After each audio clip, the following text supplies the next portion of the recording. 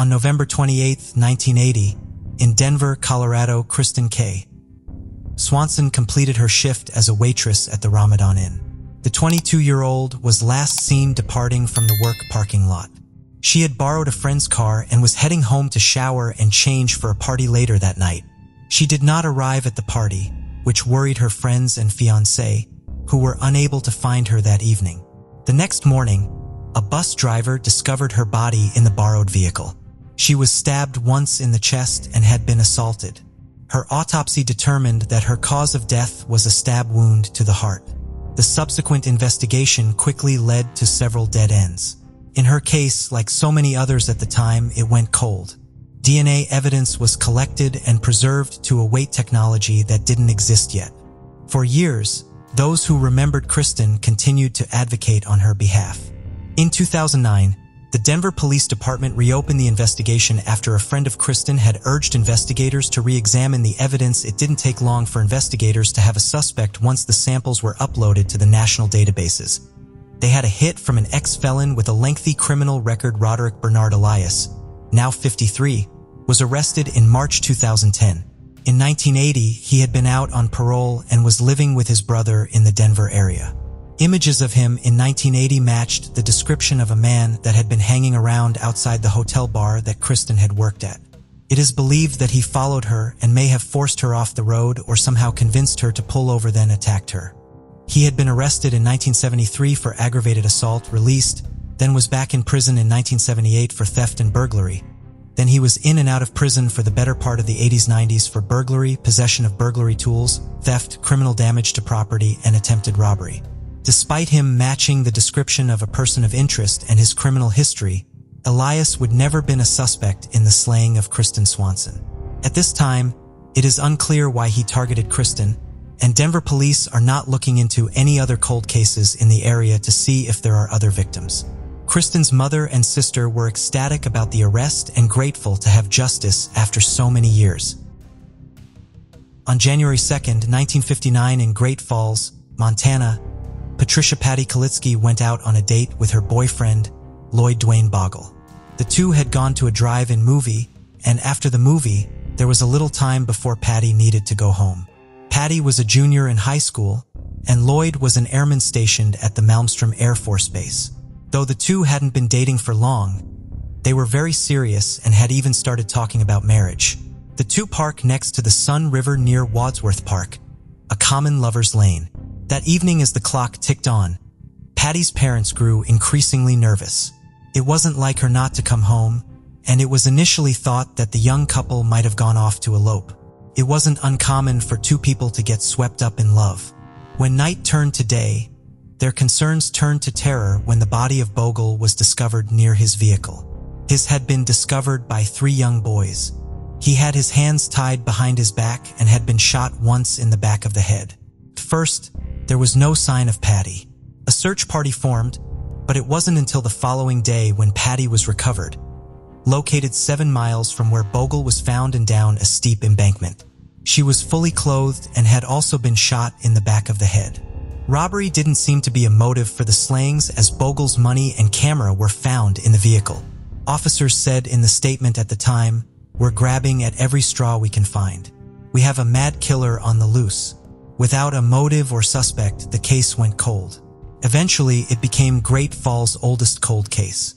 There were several attempts to close the case. In 1989, a tree in the area where Bogle had been murdered was cut down because it contained a bullet. Though it was determined to not be related to the case, the final hope in solving the case came down to DNA evidence recovered from Patty's body, though it had been collected at a time long before law enforcement would ever have known of such a thing. The DNA evidence was sent off to Bode in 2019. The sample yielded a genetic profile, and from there it was uploaded to several voluntary genealogy databases. From there, genealogists were able to piece a family tree, starting from distant cousins and finally narrowing it down to a suspect. Kenneth Gold had died in 2007, but a DNA sample was offered to law enforcement from his daughter. They determined that Gold was perpetrator of the murders. Gold had never been a suspect, and he had no criminal history. His daughter was shocked by the revelation. We will never know why he murdered the young couple, but he would have been about 29 at the time of the slayings. A month after the murders, Gold had sold his property and moved out of Montana. He had lived a block from Patty's home and had worked corralling horses even closer. Perhaps he was jealous or had been stalking Patty. Before we proceed, I've got an exciting surprise for you. We've launched a brand new channel dedicated to intriguing content such as old historical mysteries, cold cases, and particularly chilling horror stories perfect for bedtime. Drop a comment letting us know if you're a fan of horror stories or not. You can find the link in the description below. Let's find out who will be the first to explore it. Alright, let's dive back into the video. Was January 27, 1996 when 17-year-old Gladys Arellano went missing from her home in Boyles Heights, Los Angeles, California. Gladys' family reported her missing the following day and a search of the area was undertaken. 3 days later, on January 30th, a body was reported. It was the missing teen, partially clad at the bottom of a ravine. Located 34 miles from downtown LA, she was found in a remote area of Topanga Canyon Road. She had been assaulted and strangled to death. A DNA sample was collected from Gladys' body, which generated a profile that detectives were able to input into the California state databases. Officers were hopeful that they would find a match quickly, but the case went cold for nearly 25 years. Finally, detectives got a hit they were waiting for, a positive match. In November 2019, Jose Luis Garcia was arrested for domestic assault. As per California laws, Garcia was required to submit a DNA sample to the state. Officers gathered a warrant to obtain another sample to directly compare to the sample from the crime scene. It was then that officers learned that after Garcia had been released in November, he immediately moved to Dallas, Texas. Garcia was picked up by Texas federal law enforcement. He was questioned about the 1996 slaying at his home, but claimed he had no knowledge of Gladys. His DNA was taken while in Texas, and it was determined to be a direct match. He was unarrested and extradited back to California. In 1996, Garcia had been a year older than Gladys, now 43. The then 18-year-old had lived near Gladys. At the time, there is no additional information to motive of the slain. Gladys' older sister and niece spoke at a press conference and thanked detectives. The detectives in this case were part of the Los Angeles County Sheriff's Department Homicide Bureau Unsolved Case Unit. Comprised of 12 retired homicide detectives, they work on cold cases on a part-time basis, and the LA County alone has over 15,000 unsolved cold cases. Jose Luis Garcia has pleaded not guilty and is awaiting a trial date. He is currently being held on a $1 million bail. Peter Winston's story brings to mind the Queen's Gambit. While fictional, it explored the internal battles of brilliance, mental health, and substance abuse. This missing person case is peculiar because no official missing person file was ever created, leading to an investigation being launched. Peter Winston simply vanished, and his family chose not to comment on his disappearance. Born in New York City in 1958, Peter's case remains shrouded in mystery. His father, Leonard Winston, was described as a thin and slight man who taught chemistry at Columbia. His mother, Florence, was also an intellectual with a teaching degree from Columbia. She also dabbled in theater, occasionally taking parts in small productions when she wasn't teaching. He also had a sister, Wind Winston, though she was 10 years older than him and they didn't really grow up together. They were close. People remark that his childhood may have been unique, noting that he still slept in a crib in his parents' bedroom at 6. Leonard Winston passed suddenly when Peter was only 9 after his father's passing. His mother seemed to cling to him harder. Peter stood out as special from an early age. He was reported to have started reading before he'd even turned 2 years old and could do simple math by 3.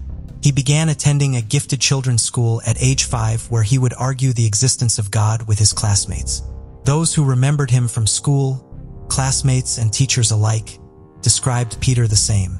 He was the smartest person they had ever met. But he struggled in school, and by 12 he would tell he started experimenting with LSD despite often having bad trips. It is unclear when Peter turned to chess, but it was a major part of his life from an early age. At 14, he was defeating opponents 10 years his senior and often competed in tournaments and winning. When he started college, his mother had him hospitalized. At first he was diagnosed with schizophrenia, but his diagnosis was later changed to manic depression. He was put on medication, but he didn't like how it affected his mind and it negatively impacted his chess performance. His once promising chess career was crumbling as he began to lose more matches than he won. By 1977, he stopped winning games altogether and he would frequently go off his medication and spiral down conspiratorial rabbit holes. He would neglect personal hygiene and rumors often surrounded him that he was mixed up with drugs. However, those closest to him believed it was him quitting lithium cold turkey that the source of his erratic behavior. On the last day he was seen alive, he was reported as acting erratically and impulsively gambled the money he had on horse races. He also called a chess rival and asked him for a ride home. When he was refused, he called his sister. His sister picked him up and took him to her place to stay the night. Following morning, his sister insisted that he see a doctor, and without warning, he jumped up and ran out of her apartment screaming. He called up an old friend and went to their house. They had lunch, and while they were eating, Peter said he was going to Texas to see Walter Korn, the author of the chess Bible, Modern Chess Openings. He repeatedly said that Korn was God, and his comments concerned his friend's parents, and those parents decided what best Peter's mother was called. When Peter learned his mother knew where he was, he left. This was the last time he was seen alive. The days following his disappearance, the blizzard of 1978 hit New York. Peter didn't have a coat with him, and it is feared he died in the bad weather. Because he was never reported missing, there was never a missing person filed to compare him to. New York has over 30,000 unidentified bodies within the state. The answer may lie there. Hopefully, with enough publicity, someone will open up an investigation, and those who remember Peter and want answers can get some. Before we continue, 90% of you haven't subscribed to our channel, so if you like this video, please subscribe. It motivates us to make more content for you. Okay, let's continue. Joseph J. DeMare, born in 1910, grew up in Boston alongside his younger brothers, Dominic and Joseph. The strong bond they shared as children persisted into their adult years. In 1928, the three siblings launched a business selling fresh produce. Initially starting with a push cart, they eventually opened a store in Boston. Their business expanded, leading them to relocate to a larger space in Quincy Market in 1930. By 1939, their business expanded nationally. The DeMare brothers formed partnerships with tomato growers in different states like Florida, Texas, and California to meet the needs of supermarket chains. They were also the first in New England to import tomatoes directly from Cuba, ensuring a year-round supply for their customers. As their business thrived, the brothers decided to invest in farming. They started planting tomatoes in open packing operations in Florida and later in California. They expanded to other locations like South Carolina. In 1937, Joseph married Josephine, who was just 2 years younger than him. In the early 1940s, Joseph, Josephine, and their 3 children, Joseph Jr., James, and Richard, moved from Boston to North Miami, where Joseph and his brothers had built their livelihood by selling fresh produce. Joseph DeMare lived in Miami Beach before moving to Keystone Island in North Miami. In 1953, Joseph's only daughter Linda was born. Unfortunately, his beloved wife, Josephine, passed away from breast cancer soon after in 1956. 3 years later, in 1959, Joseph DeMare married Frances, a woman 20 years younger than him. In the late 1950s, winter farming meant lighting kerosene lamps and placing them between rows of tomato plants to ward off the frost. Richard remembered his father waking them and then leading them to the fields to ensure their crops didn't freeze. Joseph and his 3 sons would drive into farms and work on the tomato plants before they were sent off to processing. In March 1961, 21-year-old Richard traveled to Ohio to meet with his brothers and business partners to discuss the possibility of his Frances and Joseph getting a divorce and to update his 52-year-old father's will. His stepmother Frances was not living with them at the time. Joseph DeMare ran various aspects of the business from Miami and frequently traveled across the United States and Latin America. In 1961, he and his new wife Frances lived in the Keystone Point home along with Joseph's daughter, while his sons lived on the family's farm in Bradenton. But what was about to take place was something none of them could have ever expected. It was a cold winter night in Bradenton on March 24, 1961, and at 3 a.m. Richard and his 2 brothers were fast asleep on their father's farm. But at the same time, the police received a frantic call from Frances Demery, who told them a horrifying tale. She said that she and Joseph had gone out for dinner from their Keystone Point home. Frances had taken the wheel of their Cadillac Fleetwood, and Joseph sat next to her as they left for dinner. They stopped at an intersection near the south exit of Keystone Point, just west of the Broad Causeway. Suddenly, two men jumped into their car, causing chaos. One of the men forcefully held a gun to the back of Frances's head, making her drive to an empty lot in Sans Souci Estates. Joseph turned to look and was violently struck in the face with the pistol. Frances screamed and also got hit. Frances was knocked unconscious when she was hit with the gun. When she woke up, she found Joseph dead in the seat beside her, and the murderers had fled. In a moment of panic, she raced through the brambles and bushes to a nearby Phillips 66 service station. It was from there that she called the police. Patrolman Ben Scola of the North Miami Police Department arrived at the scene as the first officer. He observed Frances at the gas station, noting that she didn't appear severely injured. There are scratches on her face, and some specks of blood can be seen on her dress. The scratches seem self-inflicted, as if she ran her hands down her face. Frances informed him that she was knocked out or rendered unconscious and unable to witness the shooting. During the investigation, shell casings were discovered in the back seat of the Cadillac. Upon closer examination of photographs, it became apparent that there were at least 2 unspent rounds on the back seat as well. According to police records, Norman Logan, an employee of the gas station, stated that Frances never mentioned her husband being shot until the arrival of the police. 2 nearby fishermen claimed they didn't hear anything during the incident. Frances informed the police that the assailants took jewelry worth $5,000 from her and $400 in cash from her husband. However, despite the robbery, a gold ring and diamond cufflinks were still found on her husband's body.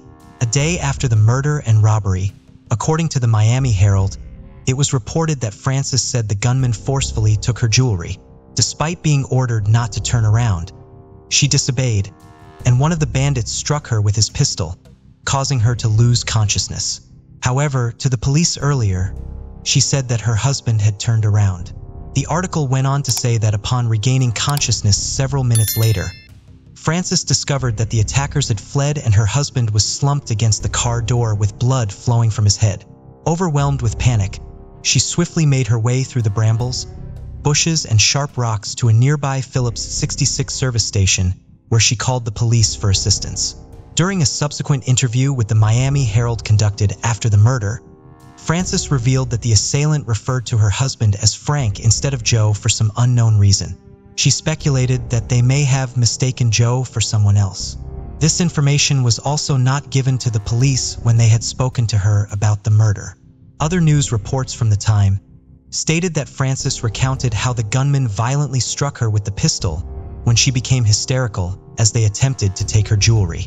This caused her to lose consciousness, and upon waking up, she discovered that her husband had been shot. The hysterical part here was again not mentioned to the police in the interview they had conducted with Frances. In another article published by the Herald, it was mentioned that Frances reached the gas station and informed Norman Logan, the owner's son, that the 2 men had entered the car, one in the back and one in the front. But when the police arrived at the gas station on the night of the murder, Norman had made it clear to them that Frances had not mentioned the murder until their arrival. There were many discrepancies in the way that Frances was explaining the shootout in the murder scene. Was this because she was under pressure from someone? While all this was happening, Joseph's brothers weren't in the picture at all. Were they hiding something? The passing of Joseph meant that the Demare business would only be divided between the 2 remaining brothers. A motive the police looked at closely at the time. Frances wasn't done yet, though. She proceeded to provide an exclusive interview to the Herald again in the same week, where she recounted the events again. This time she explained that as they approached the Causeway Bayshore intersection, 2 men suddenly entered the back seat of the car. A car was trailing behind, but there was no other traffic on the causeway. Frances was at the wheel, and one of the men held a pistol to the back of her head, telling her to follow their instructions precisely. They directed her to continue straight ahead towards Sans Souci Estates. After driving for approximately 1 block, They ordered her to make a right-hand turn off Bayshore Drive. Curiosity prompted her husband, Joe, to ask the men what they wanted. One of the assailants responded, stating their intention to obtain his money. They insisted that both Francis and Joe keep their heads facing forward, but Joe repeatedly turned back, attempting to resist them. On one occasion, he turned and received a forceful blow to the face. He then turned to Francis, and she saw that he was bleeding. Shortly after, he turned back again, and they struck him once more. In response, Francis began screaming. The attackers then hit her twice on the head. When she regained consciousness, she found herself lying on the gravel outside the car.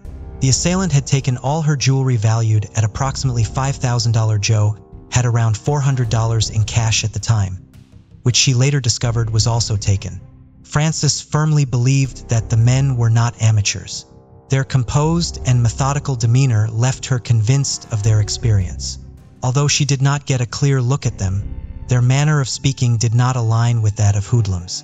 Francis could not shake the thought a terrible mistake had been made, since the men referred to her husband as Frank instead of Joe for some inexplicable reason. She said that she believed that they had mistaken Joe for someone else, or perhaps their primary motive was simply robbery. She did not believe that they had any intention of causing harm. Now, in this interview, Francis logically covered all the points that did not match the statements she gave to the police in interviews she gave to newspapers. But why was she defending her statements? If she had a concussion from the blow she received on her head, it was obvious that she would not remember all the events precisely. But what was more interesting was that she was defending the assailants too, by saying that they might have mistaken Joseph for someone, and their prime motive was only robbery and not murder. This led the police to theorize that the killer was maybe someone very close to Joseph and Francis. Since technology was not very evolved in those days, the police could not gather any DNA samples or even fingerprints that could help them identify the killers.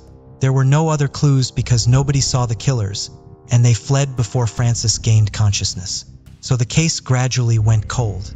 But Richard, Joseph's son, remembered that there was some tensions between Francis and Joseph before Joseph got murdered. In fact, Richard had a meeting with the other family members to discuss his father's will, and also the divorce with Francis, and Francis was not living with Joseph at the time of the murder. She had left for Ohio. She had come back when she heard that Joseph had made changes to his will. His will now read that Francis would only receive part of the estate if she lived with Joseph throughout their marriage. On the day of Joseph's funeral, Richard remembered that Francis did not even shed a tear. She was as straight-faced as they come. She was more interested in doing her hair for the funeral than the funeral itself. And despite her saying that she was hit with the butt of the pistol on her forehead, there were no signs of a wound on her forehead at all. After the funeral, Francis ordered all of Joseph's children to move out within 24 hours, and Francis herself received $250,000 out of Joseph's will. In a few weeks after Joseph's funeral, Francis remarried another man. Surprisingly, this was the attorney who was going to represent Francis during her divorce proceedings.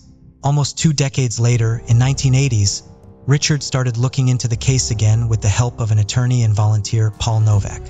Novak was experienced with crimes happening in and around Miami. After much consideration, Novak advised Richard to send the case to a forensic scientist. Novak knew that there had been a lot of organized crime occurring in Miami in the 1960s, and there were many crimes linked to one another. So Novak and Richard thought that this might be a mafia hit, as Joseph was a successful businessman. In 1991, almost 30 years after Joseph's death, Richard Demarest saw another perspective on the case. He reached out to John Thornton, a forensic science professor at the University of California, Berkeley, for a second opinion. After reviewing the case, Thornton wrote a letter to the Miami-Dade police expressing his doubts about Francis's statements. He found it unlikely that the situation she described matched the gunshot wounds, which seemed to have been fired from 2 different angles. Additionally, Thornton pointed out that the amount of blood discovered at the crime scene did not align with the amount of time Francis claimed the incident took, but the police could not consider it because there was no evidence. Another police officer at that time revealed that Francis could have been suspected during the initial investigation, but a high-ranking official had ordered the police to not conduct an investigation on Frances as she was widowed in grief and also a victim, and hence, the police did not further investigate the Frances Engel, nor did they question her again. Then, for decades later in the 2000s, some officers came to Richard with a list of suspects. The police department was looking into the older cases, and Joseph's murder was one of these. These suspects were already on the list that Richard had made through his own investigations, but Frances was not on the list. In 2006, Frances Demarest died. She was 82. She had married 4 times, including her marriage to Joseph Demarest.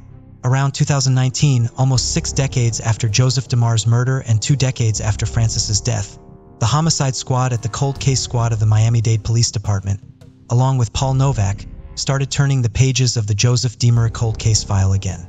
In the old police reports, they found many clues regarding the investigation.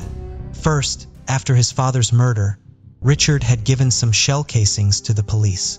These shell casings came out of a .25 caliber SATA, an Italian auto pistol, a gun that Joseph owned, but was with Frances all the time. Richard himself had fired some bullets with the gun into their house's swimming pool and had recovered the shell casings. But why did Richard give these casings to the police? Because these casings were similar to the shell casings found in the back seat of Joseph's car when he was murdered. There had been 2 empty rounds still lying there when the body was found.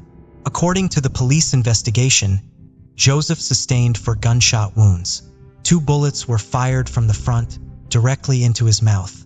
The other 2 rounds were shot from the left side, hitting the area in front of and behind his left ear. These shots were fired from an extremely close distance, leaving traces of gunpowder around the wounds. This meant that Joseph had been killed by someone who was very close to him in terms of proximity.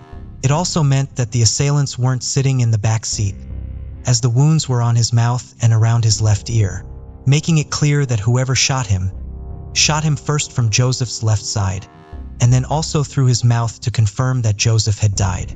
In addition to the gunshot wounds, Joseph had 9 bruises or cuts on his head. He also had bruises on his left arm and right index finger, which meant that Joseph did struggle before he was shot, or that he was dragged after he was shot. Blood was found inside the car on both the front and the back seats, as well as on the car's exterior. The blood flowed down the window and seeped out from the bottom of the door. During a re-examination in late 2019, it was reaffirmed that no blood was discovered on the driver's seat, steering wheel, or driver's door. There was also no blood splatter found beyond the center of the front seat. This meant that whoever was sitting in the driver's seat, that is Frances, was not wounded at all. On the car's exterior, streaks of blood were observed moving backward. The amount of blood indicated the seriousness of the wounds and the time it took for the bleeding to occur after the gunshot. This meant that the vehicle was moving when Joseph was shot, and it kept moving when he was bleeding. This too was contrary to what Frances had said. She had said that she went unconscious while being in the driver's seat, so the car could not have kept moving after that.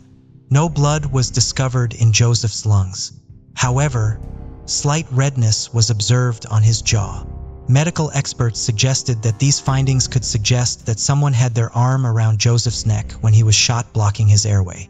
Alternatively, it could mean that the fatal shot caused an immediate stoppage of breathing.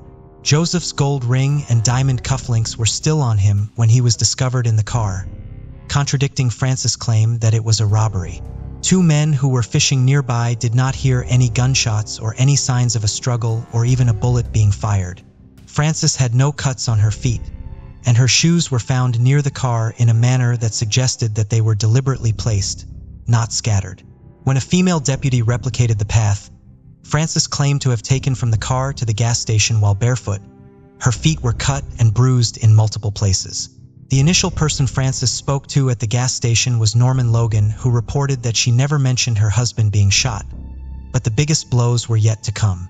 When the detectives along with Novak ran ballistic tests, they found that the trajectory of the bullets in the crime scene could only be fulfilled if the bullet was fired from the driver's end.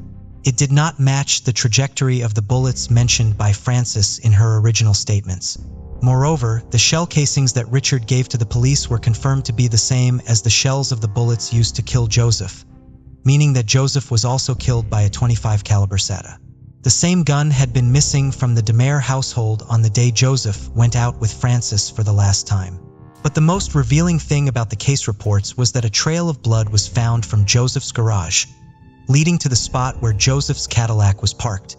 This clearly indicated that, in fact, Joseph had been shot in his garage when he was with Francis at home before they ever left for dinner. Now, the detectives of the homicide squad, along with Novak, knew that Francis could only get Joseph's estate only if she was with him throughout their marriage, and that's what happened.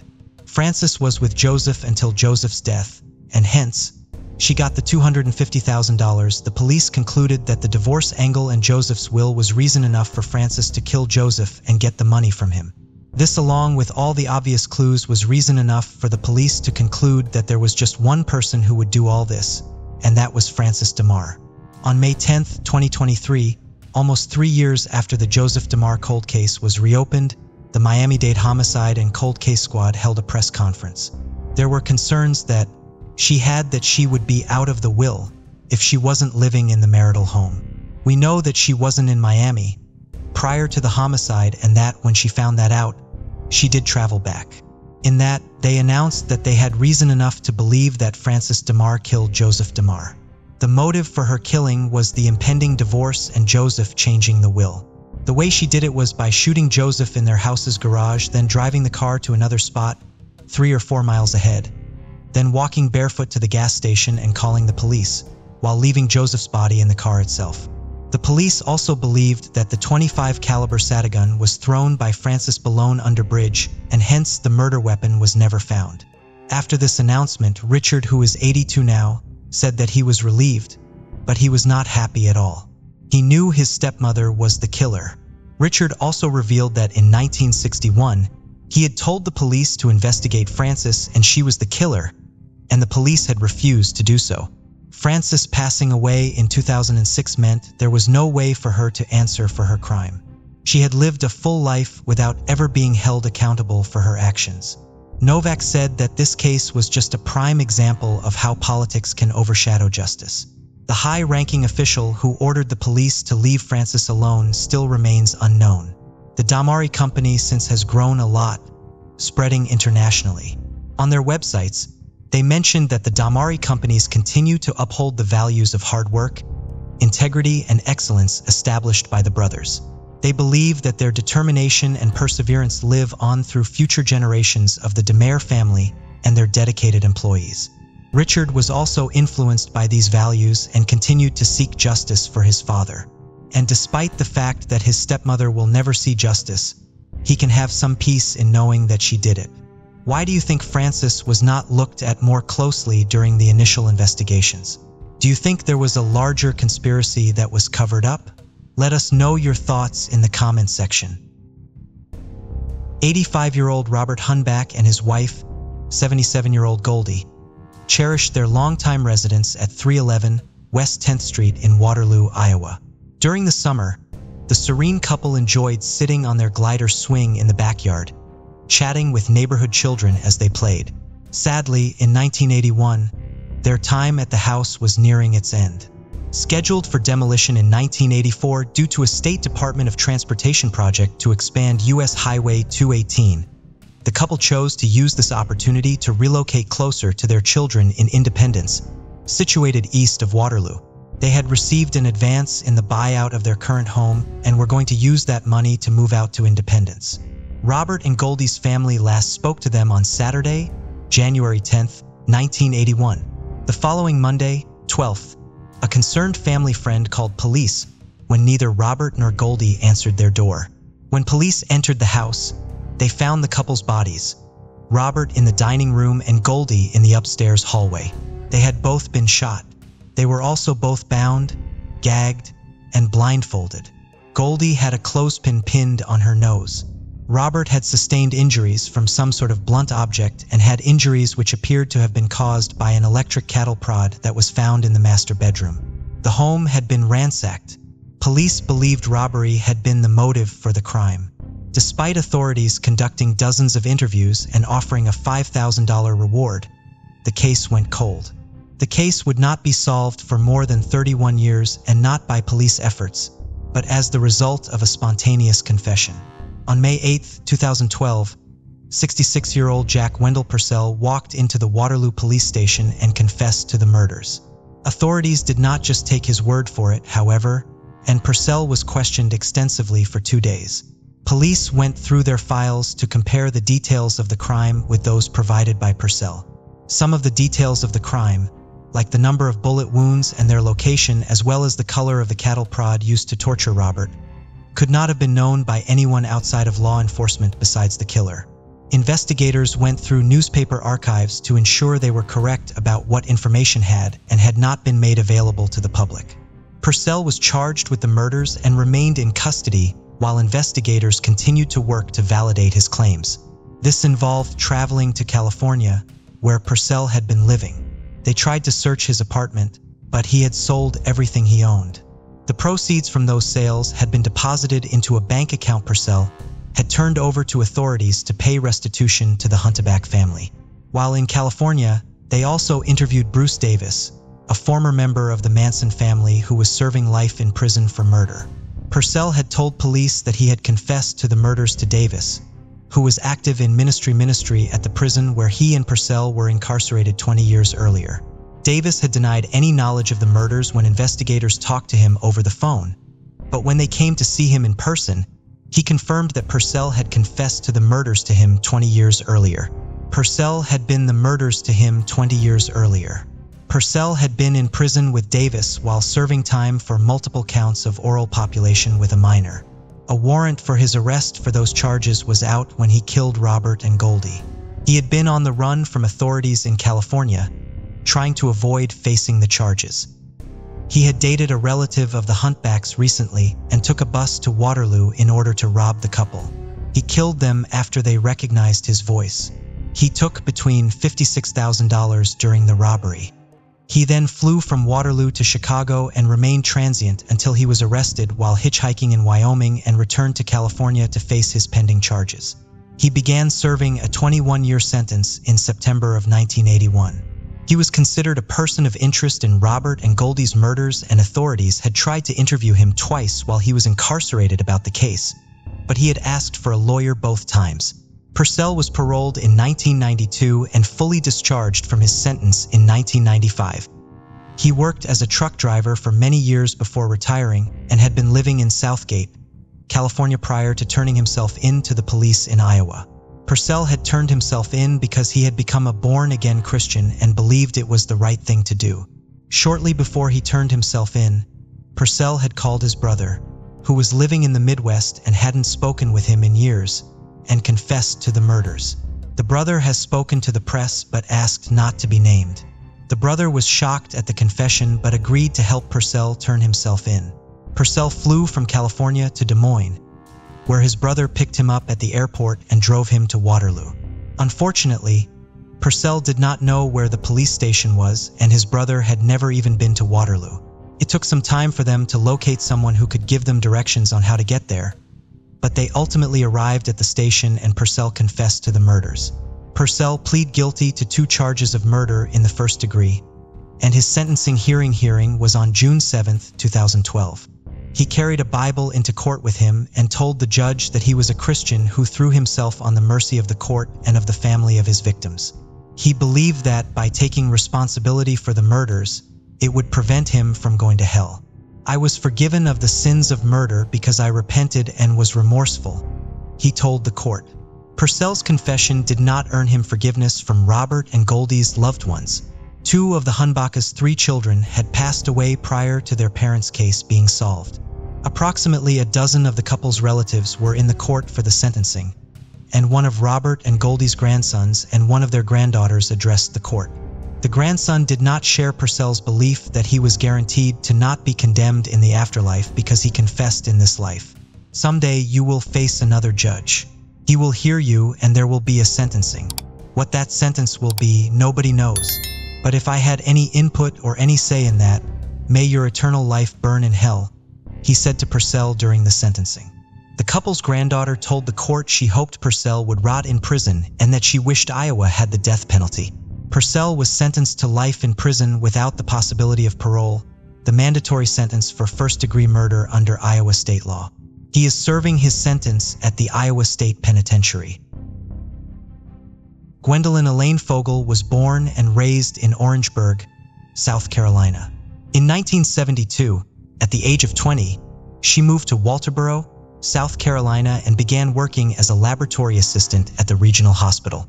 She later left that position to become a medical assistant to one of the town's most prominent doctors.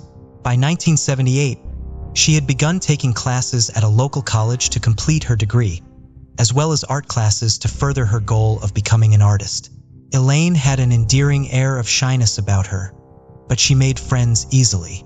Both her relatives and her co-workers said she was always willing to go out of her way to help others. She was a hard worker, and the doctor she worked for would later say that he did not know of any finer person than Elaine. 26-year-old Elaine spent the evening of May 27, 1978, babysitting the children of two of her friends.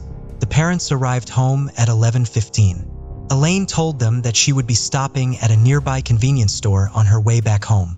This meant that she would probably arrive at her home on South Lemack Street around 11:30. Elaine's roommate Nancy and friend Billy had spent Saturday at an Amway Products fair. It had been held approximately 150 miles away, so they did not arrive back at the home on South Lemack Street until 1:45 in the morning on Sunday. They were surprised to see that the light in the living room was still on. Elaine was spending Sunday with her family back in Orangeburg celebrating her mother's birthday. She had talked a lot about the trip because she was so excited to see her family and to celebrate with them. Nancy and Billy were therefore surprised that Elaine was up so late when she had to start a long drive in the morning. Sensing something was wrong, Billy decided to walk Nancy inside rather than just drop her off. She gave him her keys, and he walked ahead of her to the house. When he opened the front door, he was met with a horrifying sight: Elaine, half naked, covered in blood, and lying on the living room floor. Nancy and Billy ran back to the car and drove to the police station. The station was only a mile away, so driving there was faster than stopping to try to find a phone in the middle of the night. When officers arrived back at the house, they could not find Elaine's pulse. Neither could the paramedics, who arrived right after the police. Elaine's autopsy would reveal that she had been raped, beaten with several blunt objects, and strangled. She had sustained severe head wounds, and defensive wounds showed that she had fought back against her attacker.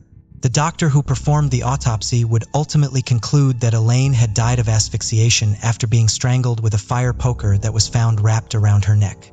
Her killer must have been exceptionally strong, as he had bent the metal poker in half around Elaine's neck. It took two people to unbend the poker enough to remove it from her body at the autopsy. Elaine's parents were devastated by their daughter's death, and some of the circumstances of it only added insult to their injury. They were notified of Elaine's death, and Elaine's father was horrified to hear that Elaine had been found with her fire poker wrapped around her neck, because he had given the poker to her to keep by her door to use to protect herself. Police found footprints under all the windows along the back of Nancy and Elaine's home, indicating that the killer had tried to gain entry into the house at all of them before finally getting inside by breaking the glass of the dining room window and entering through it. The home had been found in disarray. Nancy's room appeared to have been gone through, and the living room showed signs of the fight Elaine had put up against her killer. Police theorized that the killer was already inside of the house when Elaine returned home. They believed that he potentially had broken into the home initially to commit burglary, and only decided to commit the sexually motivated murder when Elaine unexpectedly arrived home. The only item determined to be missing was Elaine's key ring. Since she had keys to the doctor's office where she worked on it, authorities became concerned that the killer had taken it to try to gain access to the office so that he could steal drugs. The doctor had all of the locks at his office changed immediately. Police watched the office for weeks in case someone came to try to break in with Elaine's keys, but no one ever did. The Walterboro Police Department had support from SLED, the South Carolina Law Enforcement Division. Potential suspects were identified, but no arrests were made, and the case went cold. Elaine's father died 2 years after she did, and her mother passed away in 1999. Despite the passage of time, Elaine's sister and extended family did not give up on her case. In 2015, leading up to the 37th anniversary of Elaine's death. Her family wrote to the Walterboro Police Department asking for the case to be reopened. The department honored the request, and it was assigned to Detective Gene Johnson. As he began his investigation, he contacted retired Lieutenant Rita Schuler, who had retired from SLED in 2001. She had been the supervisor of the SLED Forensics Photography Lab in 1978 and had processed the photographs of Elaine's crime scene. She became close with Elaine's family when she was doing research on the case for her 2009 book Small Town Slayings in South Carolina. The two investigators hoped that advances in technology could help them finally identify Elaine's killer. The case file indicated that biological evidence had been recovered from Elaine's underwear, which had been found on the couch in her living room, leading them to hope that they had DNA evidence. Scientists were able to develop a DNA profile from the evidence, but it was a mixed sample containing DNA from Elaine and from an unknown male. Mixed samples are harder to match in databases, and investigators were unable to find a match in the combined DNA index system. Detective Johnson began collecting dozens of DNA samples from previous suspects identified in the case file and other men connected to the case. None were a match. It was not until Lieutenant Schuler remembered that they had another avenue of investigation that could help them identify Elaine's killer that progress was made in the investigation. The case file indicated that 2 unknown fingerprints and an unknown palm print had been found at the crime scene. However, the fingerprint lift cards for those prints were not with a case file. This would have been a major problem had Lieutenant Schuler not been working on the case. She had processed photographs of the fingerprints back in 1978 and remembered where she had filed the negatives of those photos. She called a current fingerprint examiner with SLED and told him where to look for the negatives. He was able to locate a photograph of the partial palm print, and the quality of the photograph was good enough that he was able to run the print through the automated fingerprint identification system. The system quickly returned to match. The print belonged to now 59-year-old James Willie Butterfield. His fingerprints were also matched to the 2 prints found on Elaine's window. Butterfield had an extensive criminal record going back decades. He had been arrested at least 10 times under his legal name and other aliases for crimes ranging from burglary to assault to unlawful removal of a body. He was charged with first-degree criminal sexual conduct in 2010, but the charge was dropped. However, his DNA was never entered into Cody's. His DNA was collected after his prints tied him to Elaine's murder, and it was found to be a match to the DNA from the crime scene. On December 1, 2015, Butterfield was arrested and charged with murder, first-degree criminal sexual conduct, and first-degree burglary. However, he has never stood trial for these crimes. At the time of his arrest, he was confined to a secure mental facility. He had been placed there following earlier criminal charges. At a hearing in July of 2017, a judge ruled that Butterfield was not mentally competent to stand trial for the charges he faced in connection to Elaine's case. He was to remain at the secure facility, where he will most likely spend the rest of his life. Elaine's loved ones were understandably upset that Butterfield would not be punished for killing her, but are glad to have answers after more than 37 years. Sharon Schallmeyer was a clever and confident teenager whose adventurous nature inspired her to strike out on her own at a very young age. At just 15 years old, she moved out on her own, living at the Oxford Manor Apartments in downtown Salt Lake City, Utah, and supporting herself by working as a waitress at the nearby Lamb's Grill. Sharon's mother, Sally, did not want her daughter to leave home so young. However, she understood that fighting her over the decision would just alienate Sharon from her, so she accepted the decision in order to maintain their relationship. Near the end of 1977, 16-year-old Sharon was unhappy living at Oxford Manor. Someone had broken into her apartment and robbed it a few weeks earlier, and she felt some of the other residents were too rowdy. On December 3rd, she and her mother spent the day looking for a new apartment. Ultimately, Sharon decided to make it through the next few months at her current apartment until her lease was up, so that she would get her deposit back and be able to use it to move into a new apartment. Sally received a phone call from the restaurant where Sharon worked. Sharon had not reported for her shift, which was not normal behavior for the responsible employee. Sally then went over to Sharon's apartment to check on her. Sharon did not answer the door. Sally then went downstairs to see the building manager and told him she needed to get into her daughter's apartment. He brought his set of keys up to Sharon's unit and let Sally inside. He waited in the living room while Sally searched the rest of the apartment. In the bathroom, Sally discovered her daughter's lifeless body in the bathtub. Sharon was nude with a halter top used as a gag in her mouth and a scarf wrapped around her head as a blindfold. There were approximately 6 inches of water in the tub, as well as some pieces of rope, and a butcher knife was outside of the tub on the bath mat. Sharon had been suffocated, strangled, and raped. There were no signs of forced entry into Sharon's apartment. Police conducted a thorough investigation. The case went cold, but it would ultimately be solved decades later, thanks to evidence preserved by the original investigators. In 2013, evidence from the case was submitted to a private lab where it underwent bag DNA testing. This type of testing allows her DNA to be extracted from non-ideal testing surfaces, such as porous ones. A full male DNA profile was extracted from the halter top that had been used to gag Sharon.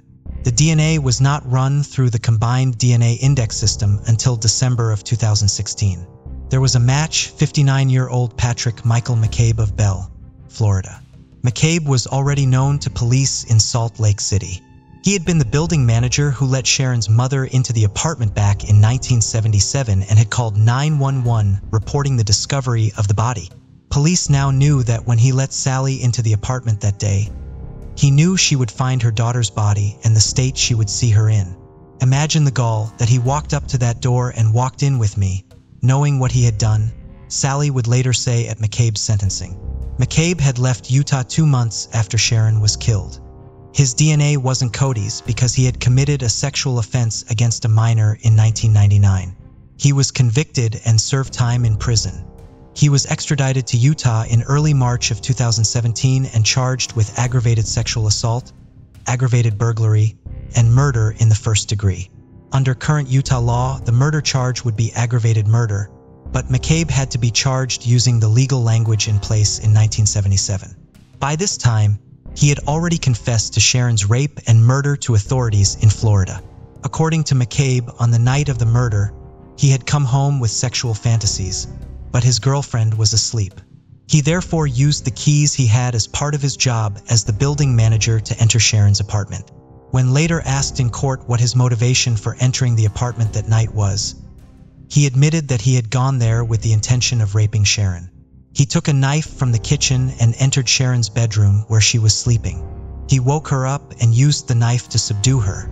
He tied her up and raped her before taking her to the bathroom where he strangled her and held her head underwater in the tub. On April 24, 2017, as part of a plea deal, McCabe pleaded guilty to 2 first-degree felonies, aggravated burglary and murder in the second degree. The sexual assault charge was dropped and the murder charge was reduced. This deal meant that McCabe would not face the death penalty. Sharon's family was relieved that they would not have to go through a trial, and they were not opposed to the death penalty being taken away as a potential sentence, as their main concern was ensuring McCabe could no longer hurt other people, a goal that could be accomplished by sending him to prison.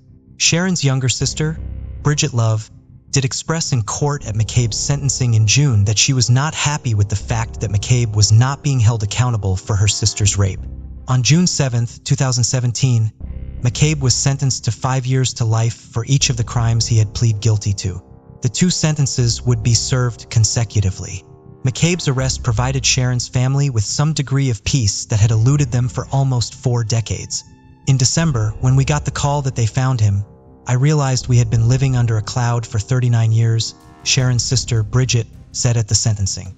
It's like the sun is actually starting to shine for us. Ulster County is a dynamic community with a deep historical and cultural heritage. Our case unfolded right here. However, the story starts with Thomas Coleman, born on March 22, 1967, in Queens, New York City. After graduating from West Babylon High School, he attended Stony Brook University and earned both his undergraduate and doctoral degrees from Damon College in Amherst, New York.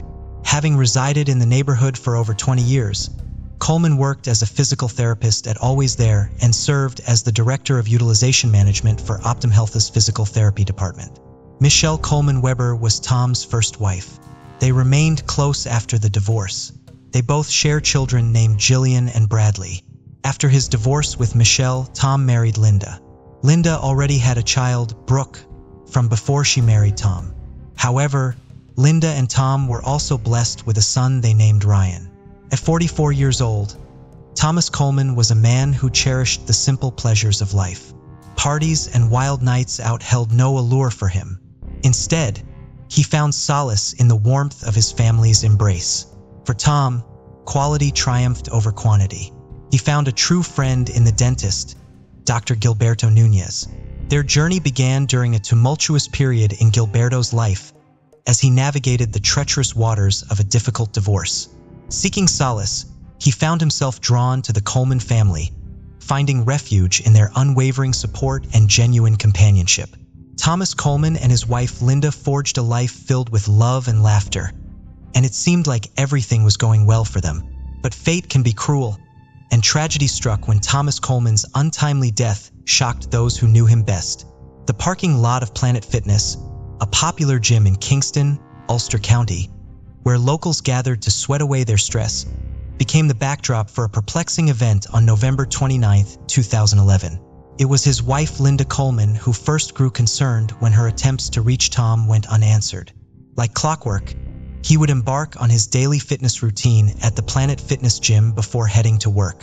Worried, Linda ventured to the familiar location only to find Tom's car parked in the lot. But as she approached, a horrifying truth began to unravel before her eyes. Linda found her husband dead in his car. At first glance, it appeared that Tom had succumbed to the merciless grip of a heart attack, given his weight and the common health issues that plagued men his age. It seemed a logical conclusion, but as the investigation unfolded, unsettling details emerged, casting doubt on this initial hypothesis.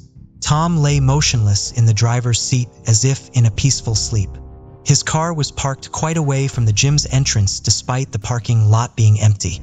This peculiar positioning of his vehicle stirred suspicion among the investigators.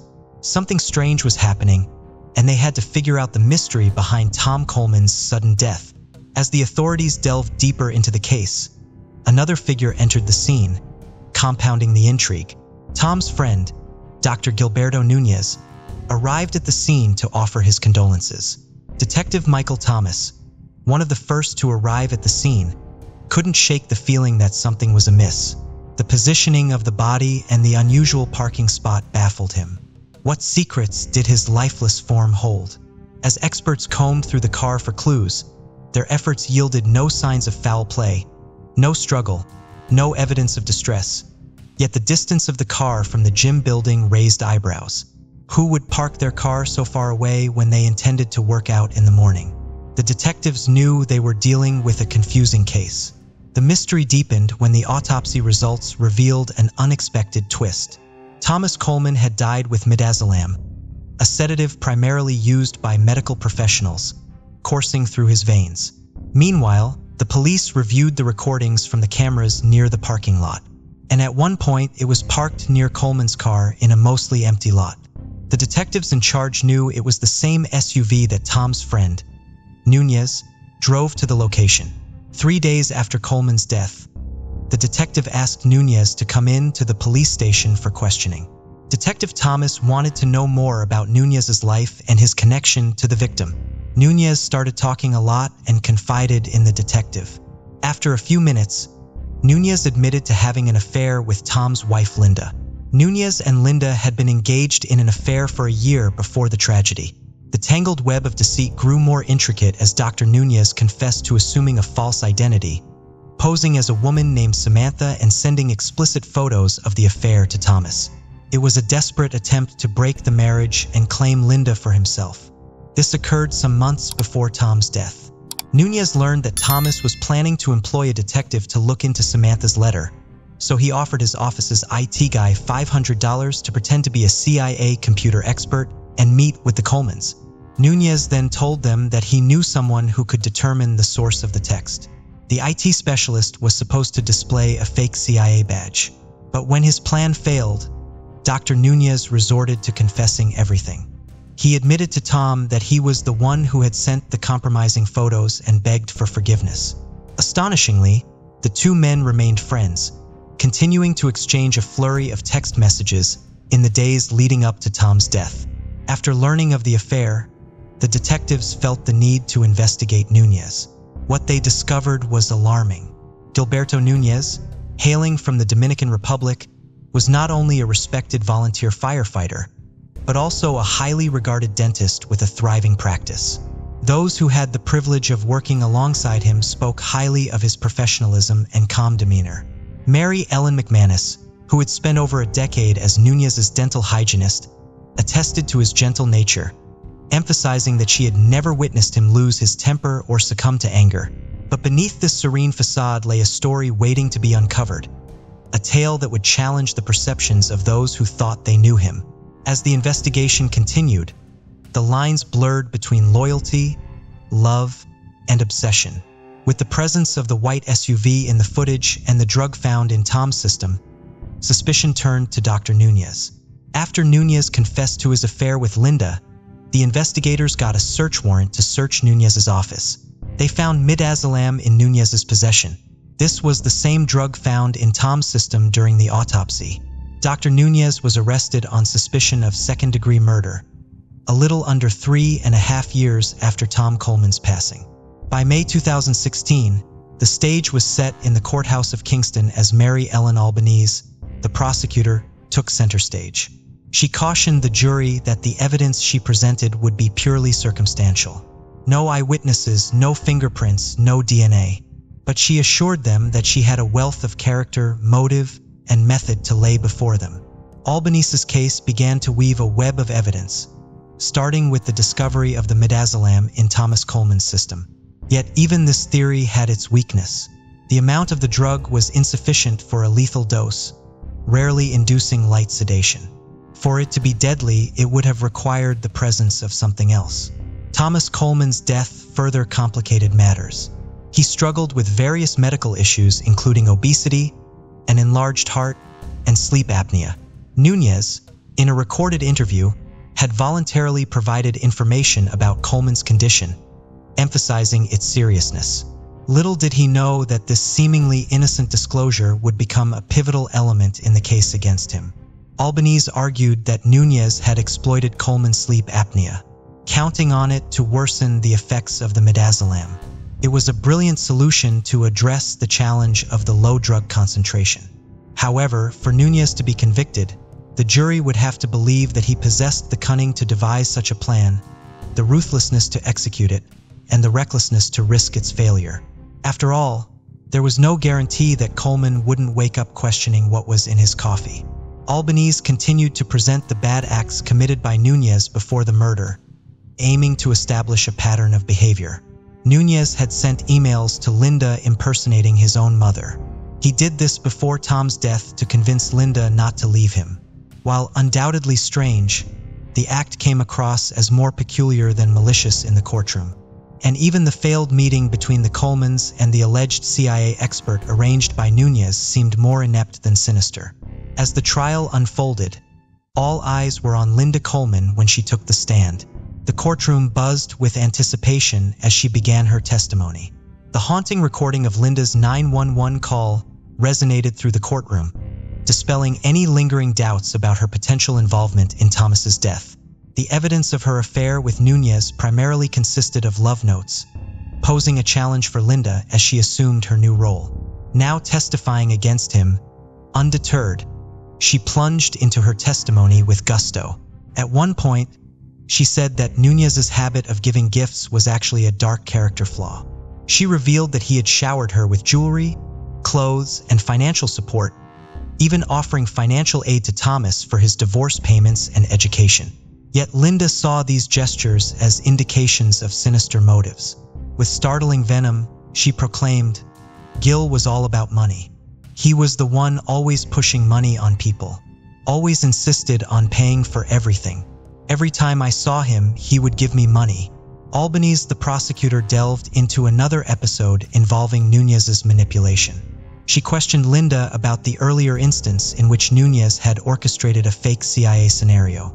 Some texts were sent to Linda insinuating that Thomas was being unfaithful. Disconcerted, Linda saw answers and Nunez offered to investigate. Outside the Holiday Inn, he presented her with a letter allegedly from a CIA agent.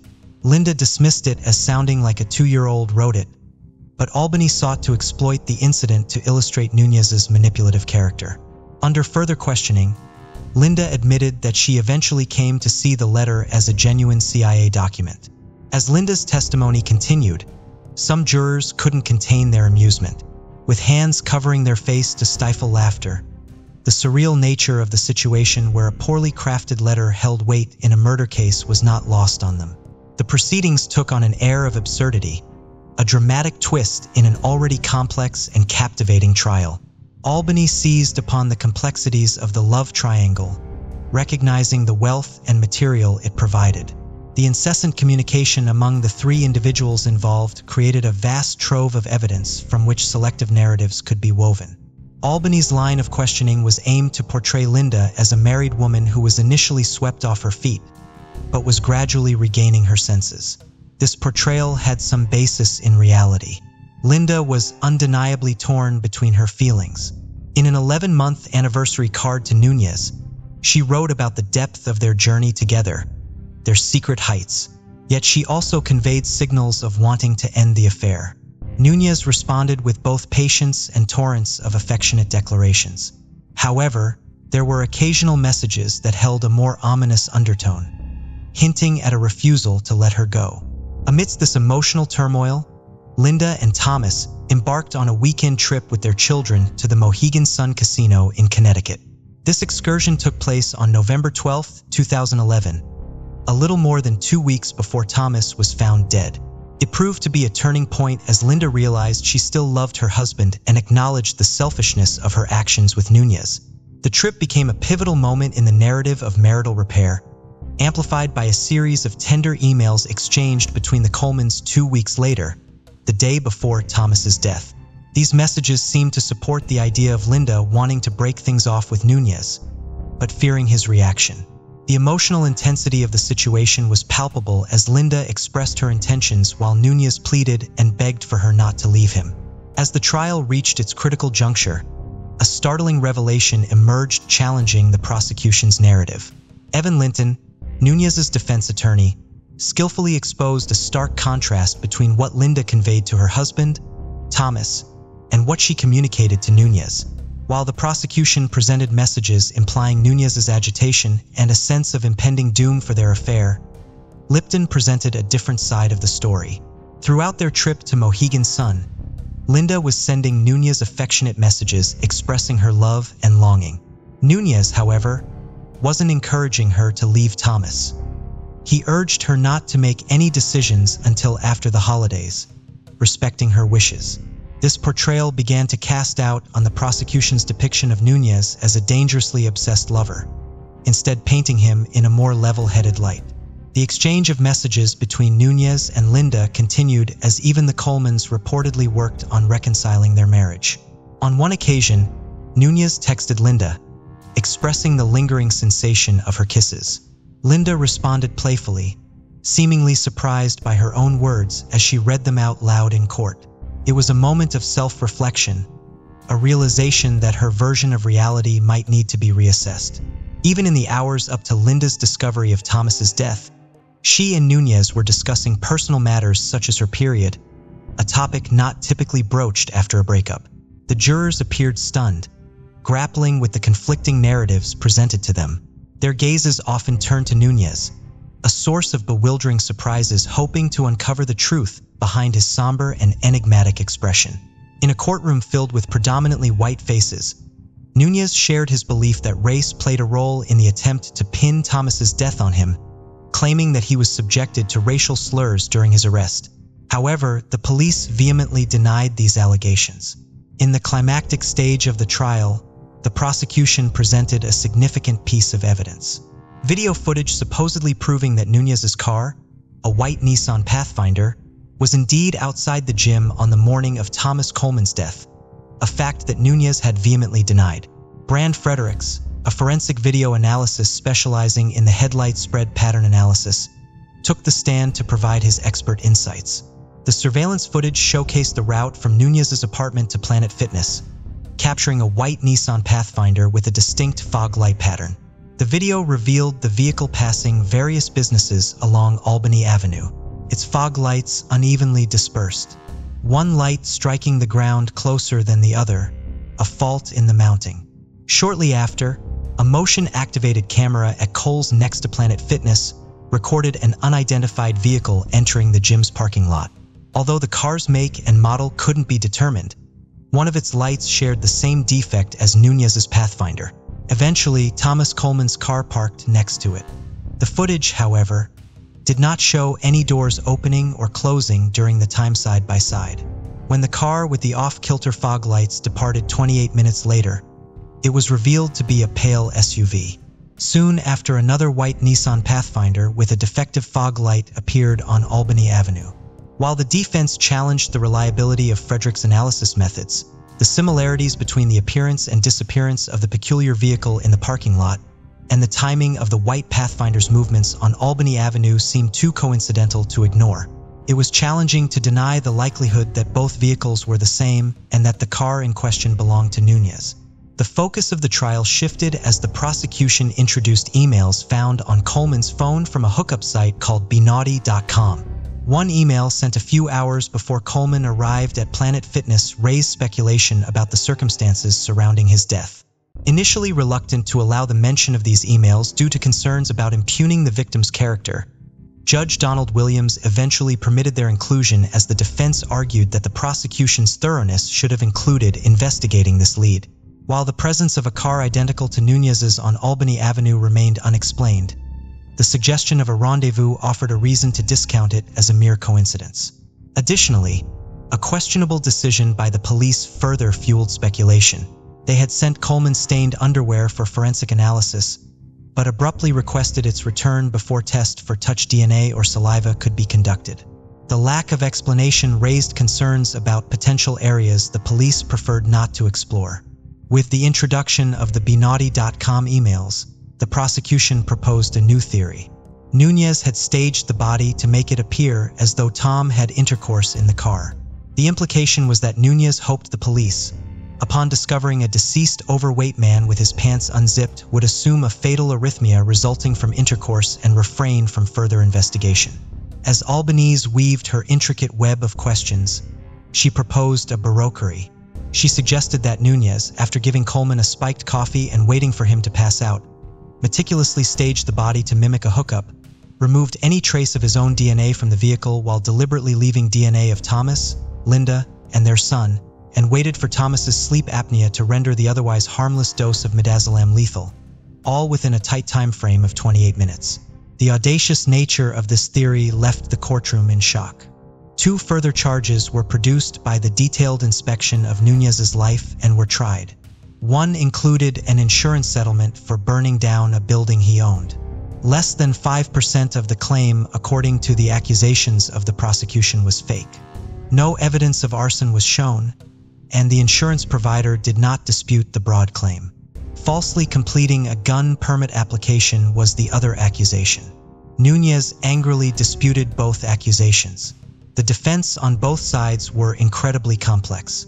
On both counts, he was judged to be guilty. The judge revoked his bail and remanded him to the Ulster County Jail to await his sentencing.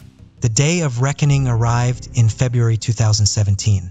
The courtroom buzzed with anticipation as Gilberto Nunez was escorted in, his hands cuffed and his feet shackled. This was the day of his sentencing, the culmination of a tumultuous trial, and had captivated the public's attention.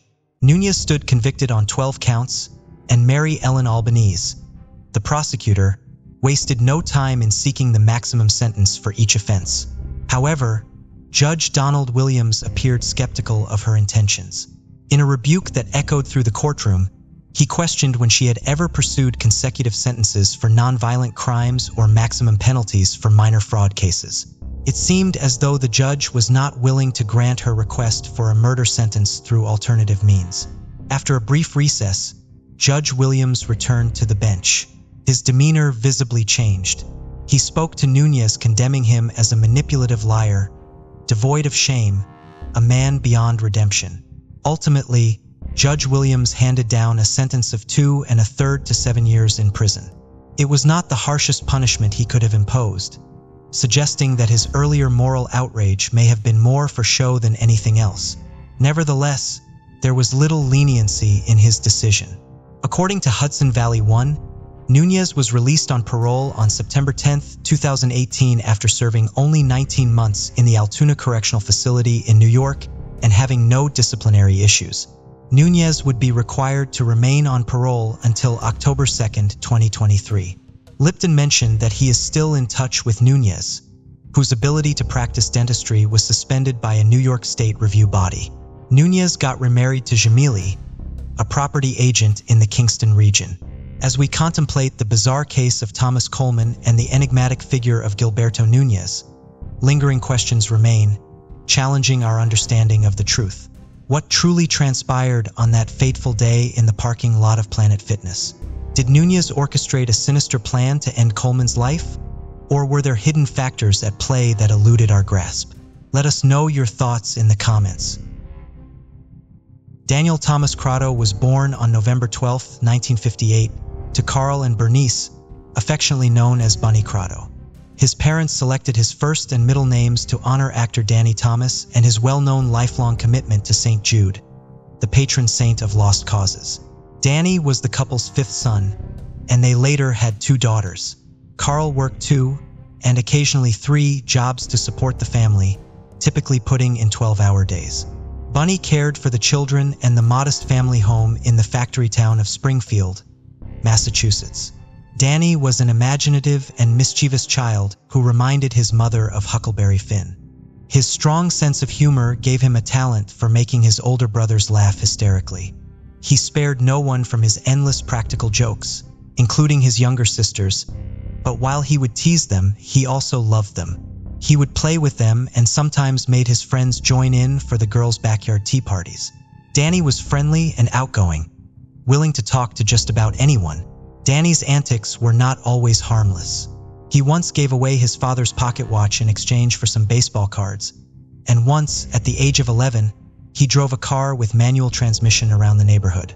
While normally such antics would inspire anger at his father when Carl returned home from work and learned about his son's unauthorized afternoon drive, at first, all he could bring himself to say to Danny was, "How the heck did you learn to drive that car?" Like all of his brothers, Danny was an altar server at St. Catherine of Siena Parish. His parents were lifelong Catholics who were very dedicated to their faith. The entire Crotto family had been active members of St. Catherine's since attending its dedication in 1964. Danny was also a member of the Boy Scouts, mainly so he could participate in outdoor activities like camping and his favorite pastime, fishing. He loved sports and played football, street hockey, or kickball almost daily with the other boys from the neighborhood. He took wrestling and boxing lessons with his classmates and excelled at both. Danny would be happy when heavy snow fell in the winter, as it would give him the opportunity to earn some spending money by shoveling sidewalks and driveways in the neighborhood. However, he would not accept money for shoveling snow from one person, the elderly widow who lived across the street from his family. Starting when he was 8 or 9, he would run small errands, rake leaves, and perform other small tasks for her, refusing any sort of payment from her besides milk and cookies. In 1972, at the age of 13, Danny was struggling with the transition from childhood into adolescence, a difficult process which was made even more difficult for Danny due to several circumstances. Danny's wit and intelligence did not reveal themselves in his schoolwork at Our Lady of the Sacred Heart School, and his tendency to talk and to daydream kept him from excelling at academics. He was held back in the 3rd grade, making him a year older than his classmates from then on. Danny had a naturally strong build, and his love of sports and the outdoors helped him grow even stronger. Danny was physically intimidating to even his older brother's friends.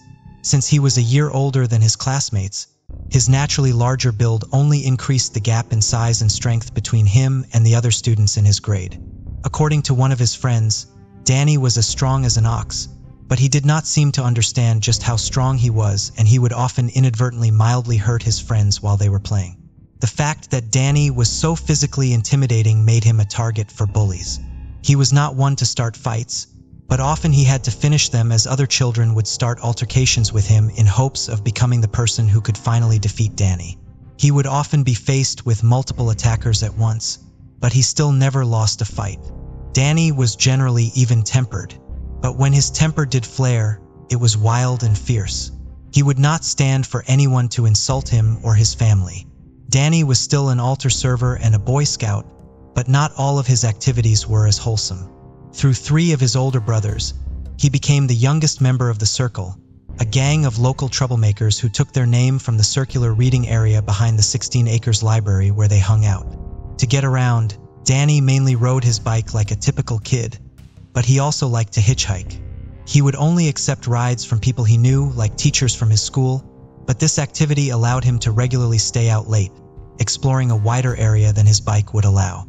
Danny was thrilled for the end of the school week on Friday, April 14th, 1972. The following day was the first day of fishing season, and Danny could not stop talking about it all week. Heavy rains throughout the week were creating ideal conditions, and Danny could not wait to spend his Saturday fishing. Danny did not take the bus home from school that afternoon, instead walking 1.5 miles before he hitched a ride from a 5th grade teacher from his school. She dropped him off at the end of his street. Danny's father saw him at 3:15 as he was on his way out to go to work. Carl told his son to go back to the house and help his mother with a rug he had found for their sunroom. Danny said, "Sure, Dad," and took off for the house. Danny helped his mother with the rug and then went back outside to play kickball with the other kids from the neighborhood. Bunny called him inside to change out of his school uniform, and he returned outside just after 4 p.m. His mother assumed he would be going to his scout meeting that evening, but Danny said something about going to a party before he went back outside. Danny ran into one of his friends and accompanied him on his paper route. There were sightings of Danny throughout the neighborhood after this, but his exact whereabouts and activities after 4:30 p.m. are not fully known. Carl returned home from work at 8:30 to find his wife worried for Danny, who had not come home from the scout meeting she assumed he was attending that evening. She called around to Danny's friends, but none of them had seen him since the afternoon. None of Danny's fishing gear was missing, but Carl still went out to search local fishing spots in case Danny had decided not to wait for the morning and for fishing season to officially open. Bunny continued making calls. One of those calls was to Danny's scoutmaster, who told her there had not been a scout meeting that evening, and another was to the family's close friend and former priest, Father Richard Levine, who had not seen Danny either. Carl returned home from his fruitless search at 11, and 15 minutes later, Bunny called the Springfield police to report Danny missing. They refused to take the report until Danny had been missing for 12 hours despite Bunny's pleas for help since Danny was just a child. Father Levine called to see if Danny had been found at midnight and suggested that Carl and Bunny try filing a report in Chicopee, the neighboring town where he lived. A police report was finally taken at 2:11 a.m. Carl and Bunny stayed up all night silently praying for their son's safety. Carl went out at 7:30 that morning to search the fishing spots again in case his son had stayed out in hopes of getting an early start. The entire neighborhood soon mobilized to try to find Danny, with the adults calling around and the children searching for him on their bikes. Danny's brother Joseph and several of his friends decided to ride their bikes the 6 miles to one of Danny's favorite fishing spots at the Chicopee River under the Robinson Bridge.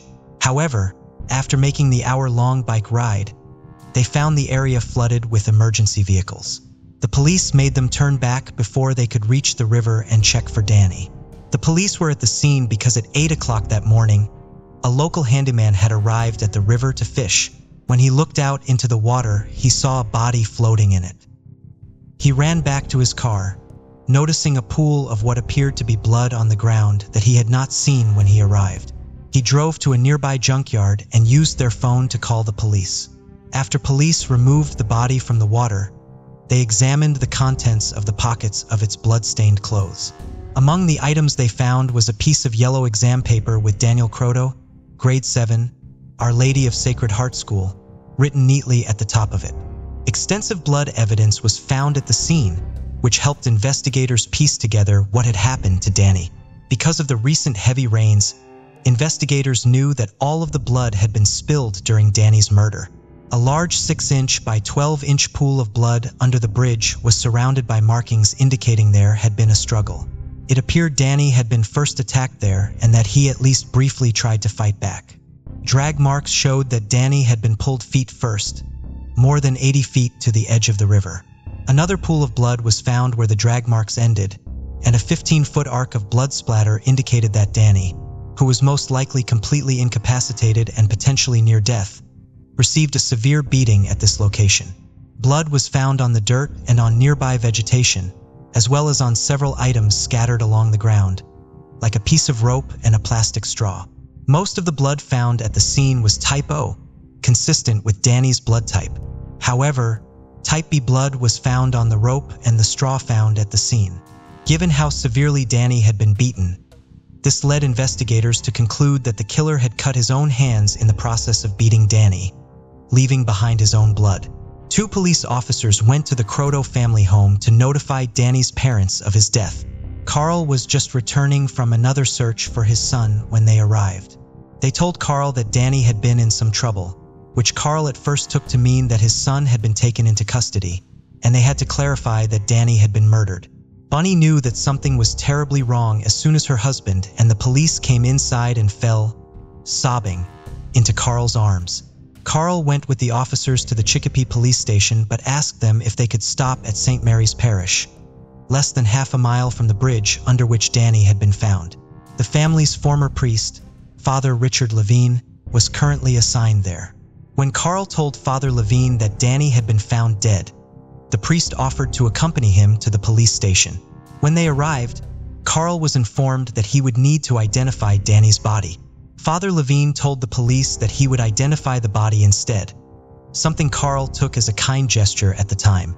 Father Levine identified the body at a local funeral home, and the autopsy was performed. The autopsy concluded that Danny came to his death as a result of multiple blunt injuries of the head with fractures of the skull and laceration of the brain. A massive skull fracture, which could have potentially been fatal on its own, was located just behind Danny's right ear, and his jaw was broken. He had been beaten so severely that his various fractures more closely resembled those caused by high-impact events like car and plane crashes. His face was covered in abrasions, with the more severe cuts on the right side and back of his head. Danny had also been strangled. The nature and extent of the injuries would lead investigators to conclude that the killer had been in a blind rage during the murder.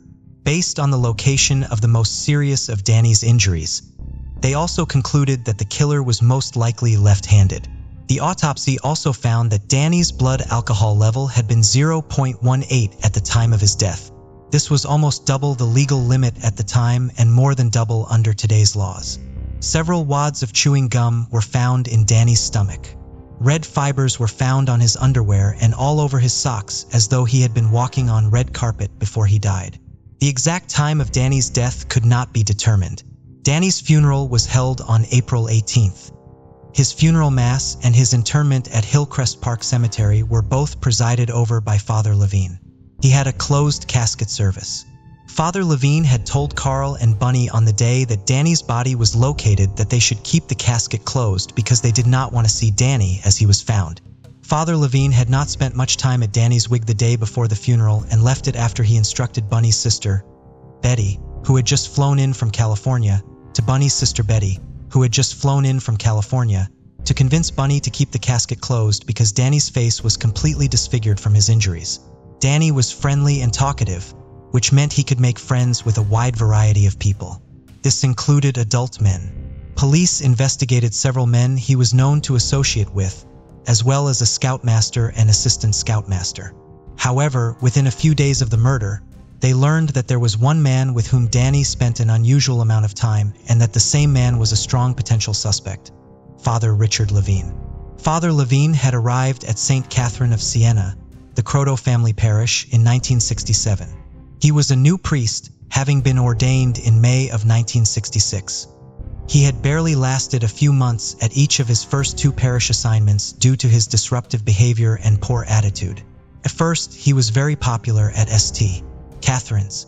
He was considered to be a dynamic priest who took the time to get to know his parishioners and become involved in their daily lives. He dedicated a lot of attention to the children of the parish, especially the boys, many of whom viewed him as some sort of playboy older brother rather than a member of the clergy. However, Father Levine's reputation soon began to deteriorate. He very much enjoyed rebelling against the more conservative aspects of the church and had very progressive political beliefs, which ultimately created tension between him and his more traditional congregation. Furthermore, Father Levine's extreme temper created problems at the parish. He would scream at parishioners who arrived late to Mass and once threw a book at the parents of a crying baby. Father Levine lasted longer at St. Catherine of Siena than he did at his first two parish assignments, but he was transferred to the larger parish of St. Mary's in June of 1968, a year after he arrived at St. Catherine of Siena. The Crotto family remained close with Father Levine even after he was transferred. While at St. Catherine of Siena, he had taken a great interest in helping the family. He ate dinner regularly with them and showed great interest in the Crotto boys, both of which were considered great honors at the time. If Carl were to be laid off from one of his multiple jobs, Father Levine would bring the family food from the rectory to help make ends meet and offer to help babysit the children. He would take the Crotto boys, along with other boys from the parish, on trips to Vermont or to property owned by his parents where he was building an A-frame house. It was not uncommon for the boys to spend the night with Father Levine even when they were not out of town, sleeping either at the rectory or at the home of Father Levine's parents in Chicopee. By the middle of 1971, however, Danny was the only one of the brothers invited along on trips and for sleepovers. Bunny and Carl appreciated the attention and experiences Father Levine gave their sons, believing the boys would benefit from the priest's influence. Police became concerned over Father Levine and his possible involvement in Danny's murder just a day after Danny's body was found. Chicopee Police Lieutenant Edmund Radvansky was at the crime scene when he came across Father Levine walking along the river. The priest asked two questions, which the lieutenant found suspicious. The first was concerning the tire impressions investigators had made of tire marks found under the bridge the day before. In such a popular hangout with so many cars and footprints, how can the prints you have be of any help? Father Levin asked, according to the lieutenant's report on the interaction. The other, even more concerning question was, if a stone was used and thrown in the river, would the blood still be on it?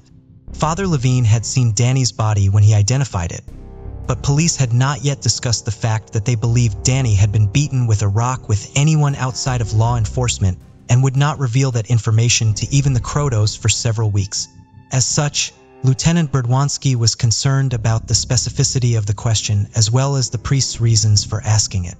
A possible motive for Father Levine to kill Danny was discovered the day after his funeral. State Police Lieutenant James Fitzgibbon, the lead investigator on the case, came to the Crotto family home to speak with the family. He asked Bunny and Carl why they did not have Danny's casket open at the funeral. They told him that Bunny's sister Betty had warned them that they needed to keep it closed because Father Levine had described to her how disfigured Danny's face had been. Lieutenant Fitzgibbon was confused by this and told them that, in fact, the severe injuries Danny had sustained were on the side and back of his head where they could have easily been concealed. Despite the vicious beating Danny had been subjected to, there had been minimal visible damage to his face. Lieutenant Fitzgibbon then spoke to Danny's older brothers one by one and was shocked to learn that several of them had been sexually abused by Levine. When he told Carl and Bunny about this, they were stunned and could not believe that a priest, much less their trusted family friend, could be capable of doing such a thing. As more details about Levine came out in the following weeks, they began to accept the idea that if Levine were capable of abusing their older boys, he was capable of doing the same thing to Danny and perhaps of murder. Someone had called the Crotto house the day before Danny's funeral. Danny's oldest brother, Carl Jr., had answered the phone. The caller would not identify himself and said, "We're very sorry what happened to Danny. He saw something behind the circle he shouldn't have seen. It was an accident." Carl Jr. recognized the voice but could not immediately place it. A few days later, he realized it had been Levine on the phone. Investigators also quickly learned that Levine had lied to them his relationship with Danny. The day Danny's body was found, Levine had told them that he only ever spent time with Danny in group settings when other children or Danny's brothers were present. The very next day, however, a witness came forward disproving that claim. A woman named Mary Boba called police after she saw Danny's picture in the paper along with the article reporting his death. She told them that Danny had knocked on the door of her home in Chicopee on the evening of April 7th, 1 week before he was killed. When she answered, he was shivering as it was very cold and windy that night, and he asked her if he could use her phone to call a Father Levine. She said that he was very polite, and he told her he was lost. This was a strange statement as Danny was in a neighborhood he was familiar with. His grandfather had lived on that street, and he was less than 1 mile away from the home of Levine's parents, where he had been on multiple occasions. Miss Bobuck let him in to use her telephone, which Danny used to call the rectory at St. Mary's, where Levine was assigned at the time, and then Levine's parents' house. She heard him ask to speak to Father Levine, but not the rest of the brief call. Miss Bobuck offered to give Danny a ride as she was on her way out to go to work. He thanked her but declined the ride and said he would wait outside because the priest would be there soon. Just a few minutes later, a Mustang, one of the 2 cars Levine was known to drive, arrived, and Danny got into it before it drove off again. Levine spoke to police again the following day and acknowledged that this incident had occurred. He said that earlier in the day of 7th, Danny had called to ask if they could get together to talk about an upcoming trip to Vermont. Levine said no, so he was surprised when Danny called him from Miss Bobuck's house that evening. Levine said he picked up Danny and then drove to his parents' home where he called Bunny to tell her that Danny would be spending the night. He went to bed while Danny watched television in the basement. He drove Danny home after breakfast the following morning and did not see him again until he identified his body. This account contradicted his own previous claim that he never spent time alone with Danny, as well as Mary Bobuck's statement and statements from Danny's parents, who told police that Danny regularly spent time alone with Levine. Furthermore, Levine claimed he picked up Danny at 7:30, contradicting Ms. Bobuck's statement that he had picked Danny up at 10:30. Ms. Bobuck was positive of the time as when Levine picked up Danny. She was leaving for work, where she arrived by 11 p.m.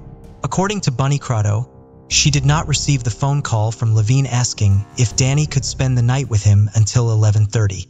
When Danny returned home on the morning of April 8th after his overnight stay with Levine, he was not feeling well, and he threw up several times later in the day. There were several failings in the investigation that would eventually lead to speculation that Levine was not investigated thoroughly because of the status the church held at this time in Springfield. A search of the rectory at St. Mary's, where Levine lived, and in Levine's parents' nearby home, where he often stayed and took Danny, could have found important evidence, perhaps a red carpet with fibers that could be compared to the fibers found on Danny's socks and underwear. Investigators did go to the rectory in hopes of examining the clothes Levine had worn over the weekend of Danny's murder. However, the priest who answered the door refused to let them into the building. They never obtained a search warrant for either property.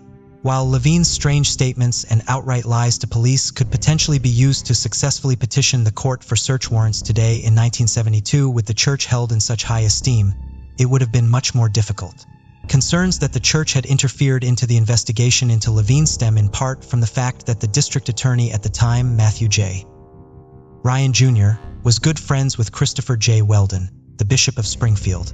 In a 2003 interview, Ryan, who had by then retired, said that while he believed Levine killed Danny, there was not enough evidence to move the case against him forward.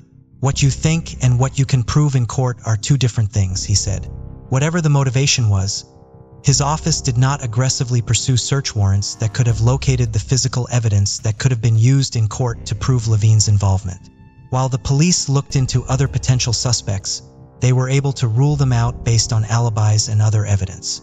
The one person the investigation kept coming back to and the one suspect that could not be eliminated was Richard Levine.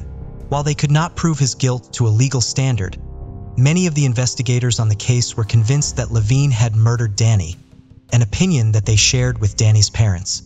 As devout lifelong Catholics who attended church almost every day, Danny's parents struggled with the idea that a priest, much less when they knew and trusted, could be capable of committing any sort of crime, much less crimes as serious as sexual assault and murder. Carl and Bunny did eventually become convinced, based on their conversations with various investigators and their own re-examination of past events without the reverence they had given Levine, that Levine had abused and then killed Danny. They also ultimately came to the conclusion that Levine had gone to so much trouble to make sure that Danny's casket had been closed at his funeral, not for their benefit, but for his own. Once they learned that Danny's serious injuries were in locations where they could have been easily concealed from them by the funeral home, they realized that Levine must have wanted the casket closed so that he would not have to see Danny's body again and be publicly reminded of what he had done to him. The couple struggled with the fact that they never got to see Danny one last time to say goodbye to him. The Diocese of Springfield would later claim to have never received any complaints against Levine until 1986. However, shortly after Danny's murder, Lieutenant Fitzgibbon met with officials from the diocese to go over the sexual abuse allegations against Levine his investigation had uncovered, and diocesan records indicate that the diocese was aware Levine was a suspect in Danny's murder. Lawyers for the diocese arranged for Levine to undergo a polygraph on May 4, 1972. He was asked 5 questions, asking in various ways if he killed Danny, disposed of his body, or had any knowledge of the murder. Levine answered no to each question.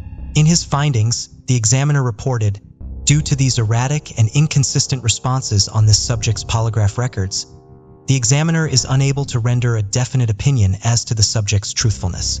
The church then sent Levine to Chicago, where he underwent 2 more polygraph exams 5 days after the first.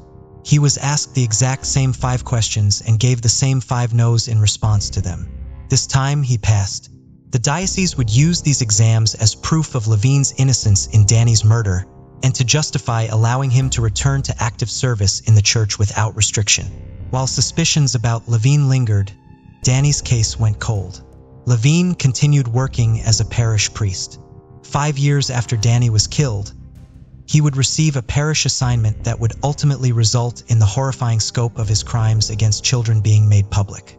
Once he was exposed as a predator, more and more of his victims came forward, with many of them revealing not just their own abuse but also information that tied Levine to the murder of Danny Crotto. In 1972, Danny Crotto's family was grappling with his murder and the betrayal of their close friend and former priest, Father Richard Levine. Following the murder, some of Danny's brothers revealed that Levine had sexually abused them, making him the prime suspect in Danny's case. Although Levine had lied to the police about his relationship with Danny and exhibited suspicious behavior after the murder, authorities lacked physical evidence linking him to the crime. Despite this, the church reinstated him to active service at St. Mary's Parish. Levine spent 4 more years at St. Mary's in Springfield before being transferred to a parish in North Adams. In August 1977, the church reassigned Levine to Shelburne Falls, Massachusetts, near the Vermont border, to serve at St. Joseph's Parish, where he would have a significantly longer tenure than at the many other parishes he had been assigned to earlier in his career. However, his time at St. Joseph's would result in the first of a series of events which would ultimately expose an unimaginable amount of abuse and assault committed by Levine throughout his entire adult life and lead to important witness statements regarding Danny Crotto's murder. In October of 1991, Levine was arrested on 2 charges of rape of a child under 16 and 1 charge of indecent assault and battery against a child under 14. The arrest was made after 3 boys from St. Joseph's provided statements about incidents of sexual assault by Levine that occurred between 1988. Levine was surrounded by church officials when he pleaded not guilty to the charges in court. Levine was the first priest, ultimately of many, in Western Massachusetts to be accused of child sexual assault. At the time, many people in the community refused to believe that a priest could be capable of something so terrible. Levine had a large contingent of his congregation from St. Joseph's, who vocally supported him when he was first publicly accused. Those loyal to him described him as a loving and adored priest and believed the accusations were fabricated. At least one member of the congregation suggested that the allegations against Levine were a part of a conspiracy to destroy the beloved priest. Support for Levine continued as the legal proceedings moved forward, and as more accusations of sexual abuse were made against him. On Valentine's Day of 1992, Levine was indicted by a grand jury on a dozen counts for crimes against 5 victims committed between 1982 accused of sexual abuse against children. More and more victims came forward, reporting that they had also been abused by him. By the time Levine went to trial for any of the charges he was indicted on in February of 1992, 19 of victims had come forward, reporting incidents that occurred as recently as 10 months earlier and as early as the late 1950s. Levine was first scheduled to go to trial for 1 count of indecent assault and battery on a person over the age of 14 and 1 count of indecent assault and battery on a child under the age of 14 in late June of 1992. However, on the day the trial was supposed to begin, Levine shocked everyone in the courtroom by changing his plea from not guilty to guilty. This still left Levine's defense team with the task of trying to appeal for leniency in his sentencing, which ultimately was not a difficult task, despite the nature of Levine's crimes. Richard Levine is a good man. There is no evil in this man's heart. What he has done on these 2 occasions does not take away from the good works he has done and from the fundamental goodness and worth of this man, his lawyer told the court. He requested that his client be sentenced to probation and psychiatric treatment. Prosecutors asked for an 18-month sentence with 12 months suspended, meaning Levine would only serve 6 months in jail. Judge Vieri Volterra, prior to sentencing, went on a bizarre rant in defense of the man who had pleaded guilty to molesting 2 children, voicing how upsetting he found it that Levine's excellent career and outstanding ministry had been destroyed by his crimes, which he described as being at the low end of the spectrum. He further criticized the press for covering the mounting allegations against Levine. Judge Volterra sentenced Levine to 2 concurrent probation terms and ordered him to spend 7 to 10 months in the St. Luke's Institute, a church-affiliated treatment center in Silver Spring, Maryland. He did bar Levine from ever serving as a parish priest or living or working with children under the age of 16 as a condition of his probation. He would later say that he did not send Levine to jail because he did not view any of the charges against him as serious. Levine left the St. Luke's Institute on January 27, 1993 and returned to Massachusetts. The diocese did not allow him to return to a parish, but he remained a priest and retained his medical plan in the diocesan pension of more than $1,000 per month. Victims continued to come forward, and he was facing charges in 9 different courts throughout Massachusetts. Ultimately, approximately 50 individuals would come forward reporting that they had been abused, raped, or molested by Levine. Altar servers from every single parish he had been assigned to as a priest were among his accusers. 2 of his cousins also came forward reporting abuse, as did 2 nephews of Matthew Ryan, the district attorney at the time of Danny's murder, whose friendship with the Bishop of Springfield was rumored to be part of the reason why Levine was not aggressively investigated for Danny's murder. Later investigations would estimate that Levine's actual number of victims was around 250. At least one of his victims committed suicide and several others developed substance abuse problems. In 1994, the Diocese of Springfield paid 17 of Levine's victims $1,400,000 as part of a settlement and paid an additional $7,700,000 to 46 victims in 2004. Levine never served any time in prison. Levine was laicized by the Vatican on November 20, 2003. Thomas Dupre, then the Bishop of Springfield, did not act on his orders from the Vatican for 2 months. He finally announced that Levine was being defrocked on January 20, 2004. A few months later, the church finally ceased its financial support of Levine, and he received no further payments after May of 2004. In September of 2004, Dupree became the first Catholic bishop to be indicted for sexual abuse. The charges against him could not be pursued further because the statute of limitations had run out. Levine's ongoing legal proceedings brought Danny's murder back into the news nearly 20 years after it occurred. A 1991 article in the Springfield Republican disclosed that Levine had been the only suspect in Danny's case and featured Danny's father, Carl, critiquing DA Ryan for not pursuing Levine for his son's murder. The diocese denied there was any cover-up to the same papers that were reporting on the church's decades-old knowledge of Levine's status as a suspect and the sexual abuse allegations made against him in 1972. Diocesan officials fought against the notion that Bishop Weldon, who had died in 1982, would have ignored the sexual abuse allegations or asked his friend, DA Ryan, to stop pursuing Levine for Danny's murder. Weldon was posthumously accused of raping an altar boy in the 1960s along with 2 other priests. The victim came forward as an adult, and an independent judge would eventually describe his allegation as unequivocally credible. While Carl and Bunny Croto did not publicly discuss Levine's abuse of any of their sons, they did discuss their belief that Levine had murdered Danny with members of the media who covered Levine throughout the years after his court case. This made them the target of harsh criticism and scorn from some of their fellow Catholics.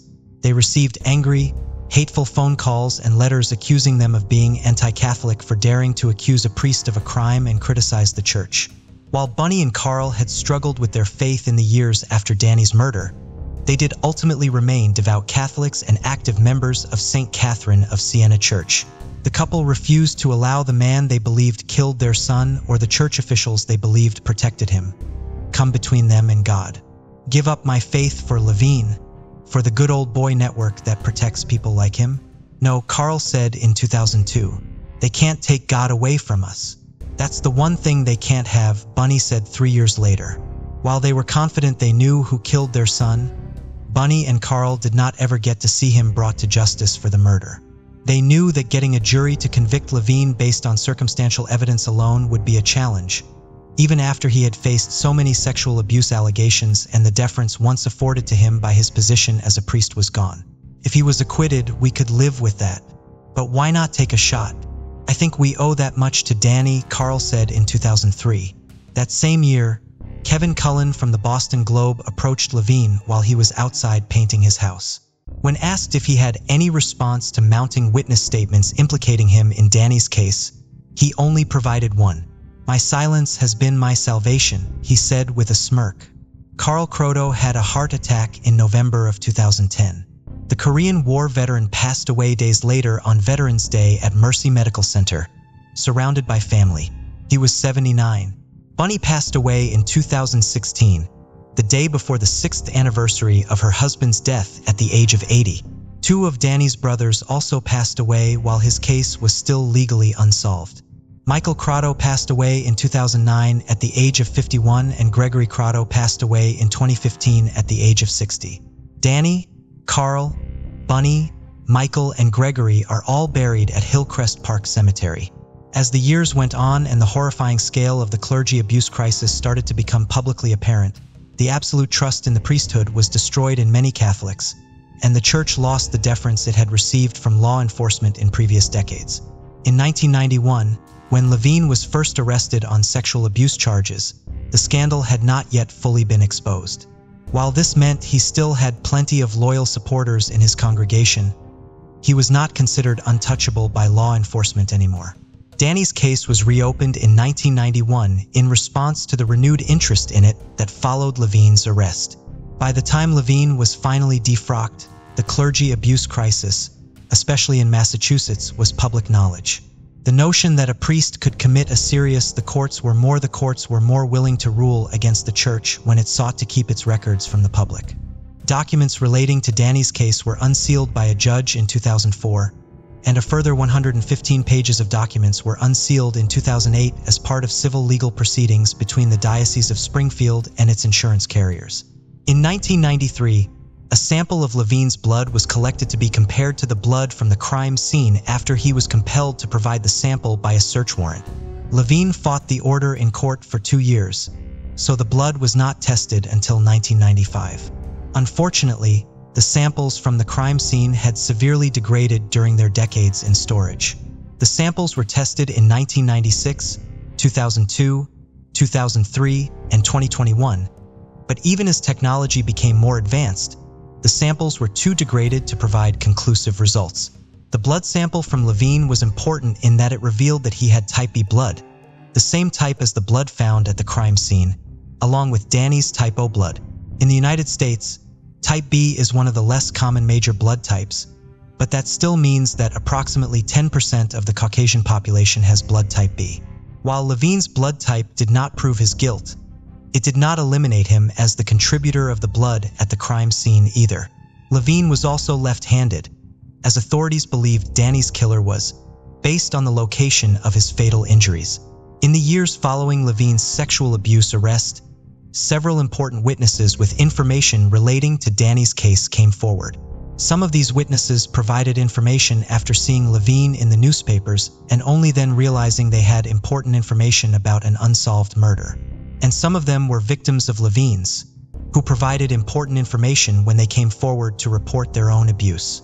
Some of the most important information in the case provided by these witnesses was compiled into a statement of facts written by Detective Michael T. McNally, a trooper with the Massachusetts State Police Unresolved Cases Unit, in 2021. These witnesses are identified in the statement by number rather than by name, and those same numbers will be used here. Witness number 1 was friends with Danny and was also an altar server at St. Catherine's with him. He reported that Levine would regularly give the altar boys wine from the chalice after Mass and then give them gum, which he ordered them to chew afterwards. According to Witness 1, Danny was frequently alone with Levine. On multiple occasions, Levine would drive up in his car while Danny and witness number 1 were outside playing street hockey. When he saw Levine, Danny would begin to cry and then tell his friend that he had to leave before getting into Levine's car.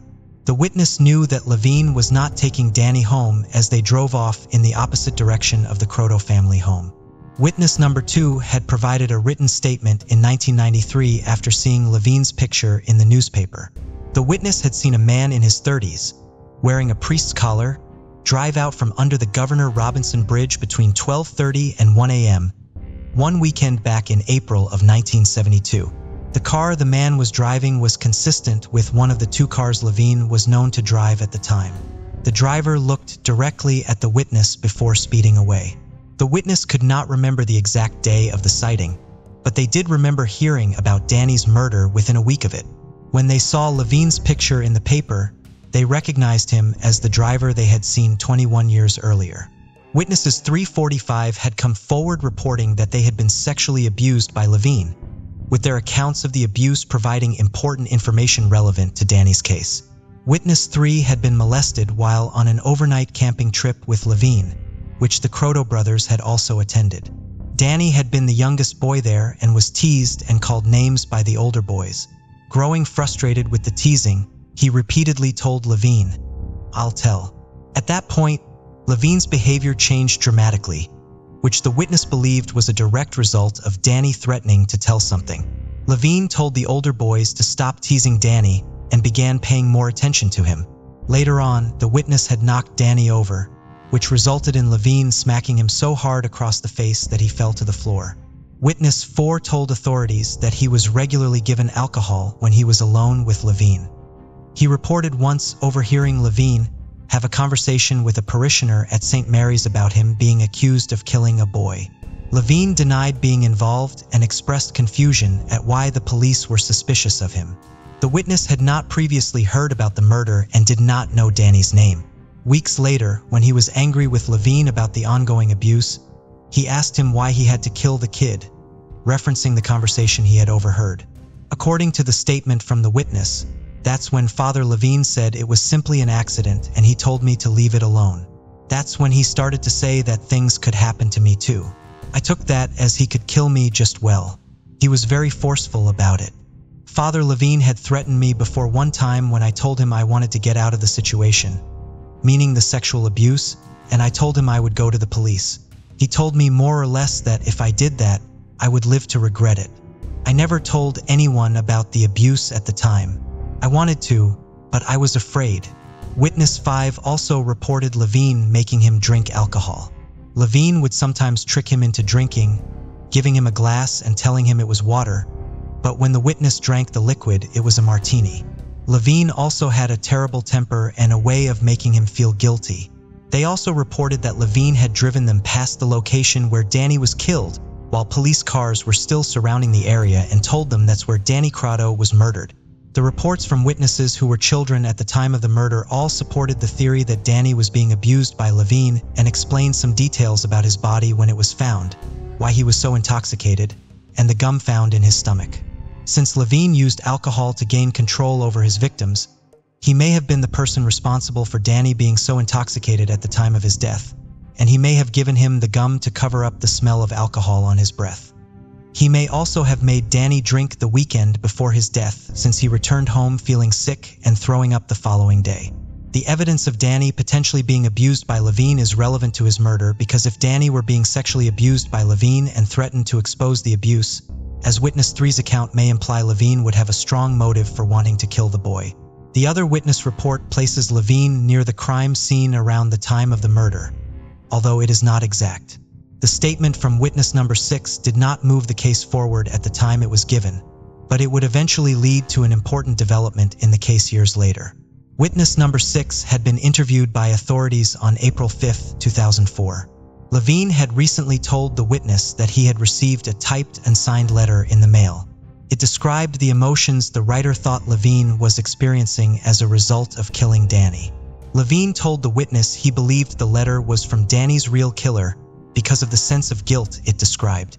Authorities believed this letter was written by Levine to throw suspicion off of him and on to the anonymous letter writer. Levine and his possible involvement in Danny's death was receiving a lot of attention at the time because of Levine's recent defrocking. A search warrant was issued for Levine's home, and investigators were able to locate the letter and take it into evidence. They also examined Levine's computer to see if they could find evidence of him using it to write the letter, but they found none. While Levine could not be tied to the letter at the time, authorities would use a different methodology to tie Levine to the letter 17 years later. In 2021, Richard Levine's health was failing, and he was hospitalized after injuring his hip and shoulder in a fall. This led investigators to begin one final push to try to ascertain if their only suspect in Danny's murder was in fact the person responsible for his death. While they had plenty of witness testimony and circumstantial evidence, they lacked what their predecessors had been searching for: corroborating physical evidence. They again tried testing the DNA from the crime scene, but it was again inconclusive. They then turned their attention back to the letter seized in 2004. If they could connect Levine to the letter, they could argue in court that his trying to divert blame onto an invented letter writer was a sign of his own guilt. The phone call made to the Croto house shortly after the murder, blaming Danny's death on something he saw behind the circle, could show the same thing, but there would be potential problems with relying on it exclusively at trial. Danny's brother Carl could testify about the phone call and his belief that Levine was the caller, but there was no way of scientifically proving it was Levine on the phone, and a defense lawyer could call the impartiality of Carl's testimony into question. With the letter, however, there was the potential for more unbiased and scientific analysis that could be more convincing to a jury. In March of 2021, the letter was sent, along with numerous known writing samples from Levine, to an expert in forensic linguistics. The expert would perform an authorship analysis by comparing linguistic patterns in the known and suspected writing samples to determine if Levine could or could not be excluded as the author of the letter. Authorities received the results of the analysis on May 21st. In the opinion of the expert, to a reasonable degree of scientific certainty, language patterns in the question document are consistent with language patterns in the known Levine documents, to the point that Richard R. Levine cannot be excluded as a possible candidate of authorship. While they were waiting for the results of the forensic linguistic analysis of the letter,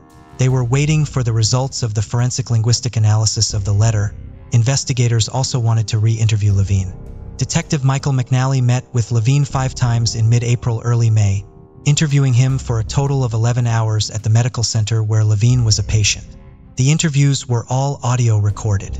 "I'm awfully glad that my parents will never hear this," Danny's brother, Joseph, said after he heard some of the recordings. During these interviews, Levine did not explicitly confess to killing Danny. However, his story changed dramatically from the accounts he had provided in 1972.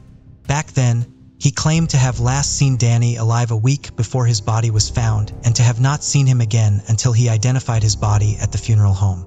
Levine told Detective McNally several different versions of the events of the day Danny died, but 2 important things remain consistent throughout them. He now said he was with Danny near the river under the bridge the day he was killed, and he claimed to have seen Danny's body floating in the water. Levine's overall story was that he had been at the river with Danny, then left him there, then came back a short time later when he saw Danny's body floating face down in the river. His reasons for him being at the spot under the bridge changed throughout the retelling of the events. Levine did eventually acknowledge physically assaulting Danny. Levine claimed to have never hit Danny, but to have just given him a good shove while they were under the bridge. He did not say why he shoved Danny beyond saying he thought he was just trying to get him to stop doing something. However, contradicting that claim, he did detail how he threw a rock into the river after hitting Danny with it. Between the analysis of the letter and Levine's new statements placing himself at the crime scene, Hampton District Attorney Anthony de Galuni believed there was now enough evidence to successfully prosecute Levine and secure his conviction for the murder of Danny Croto.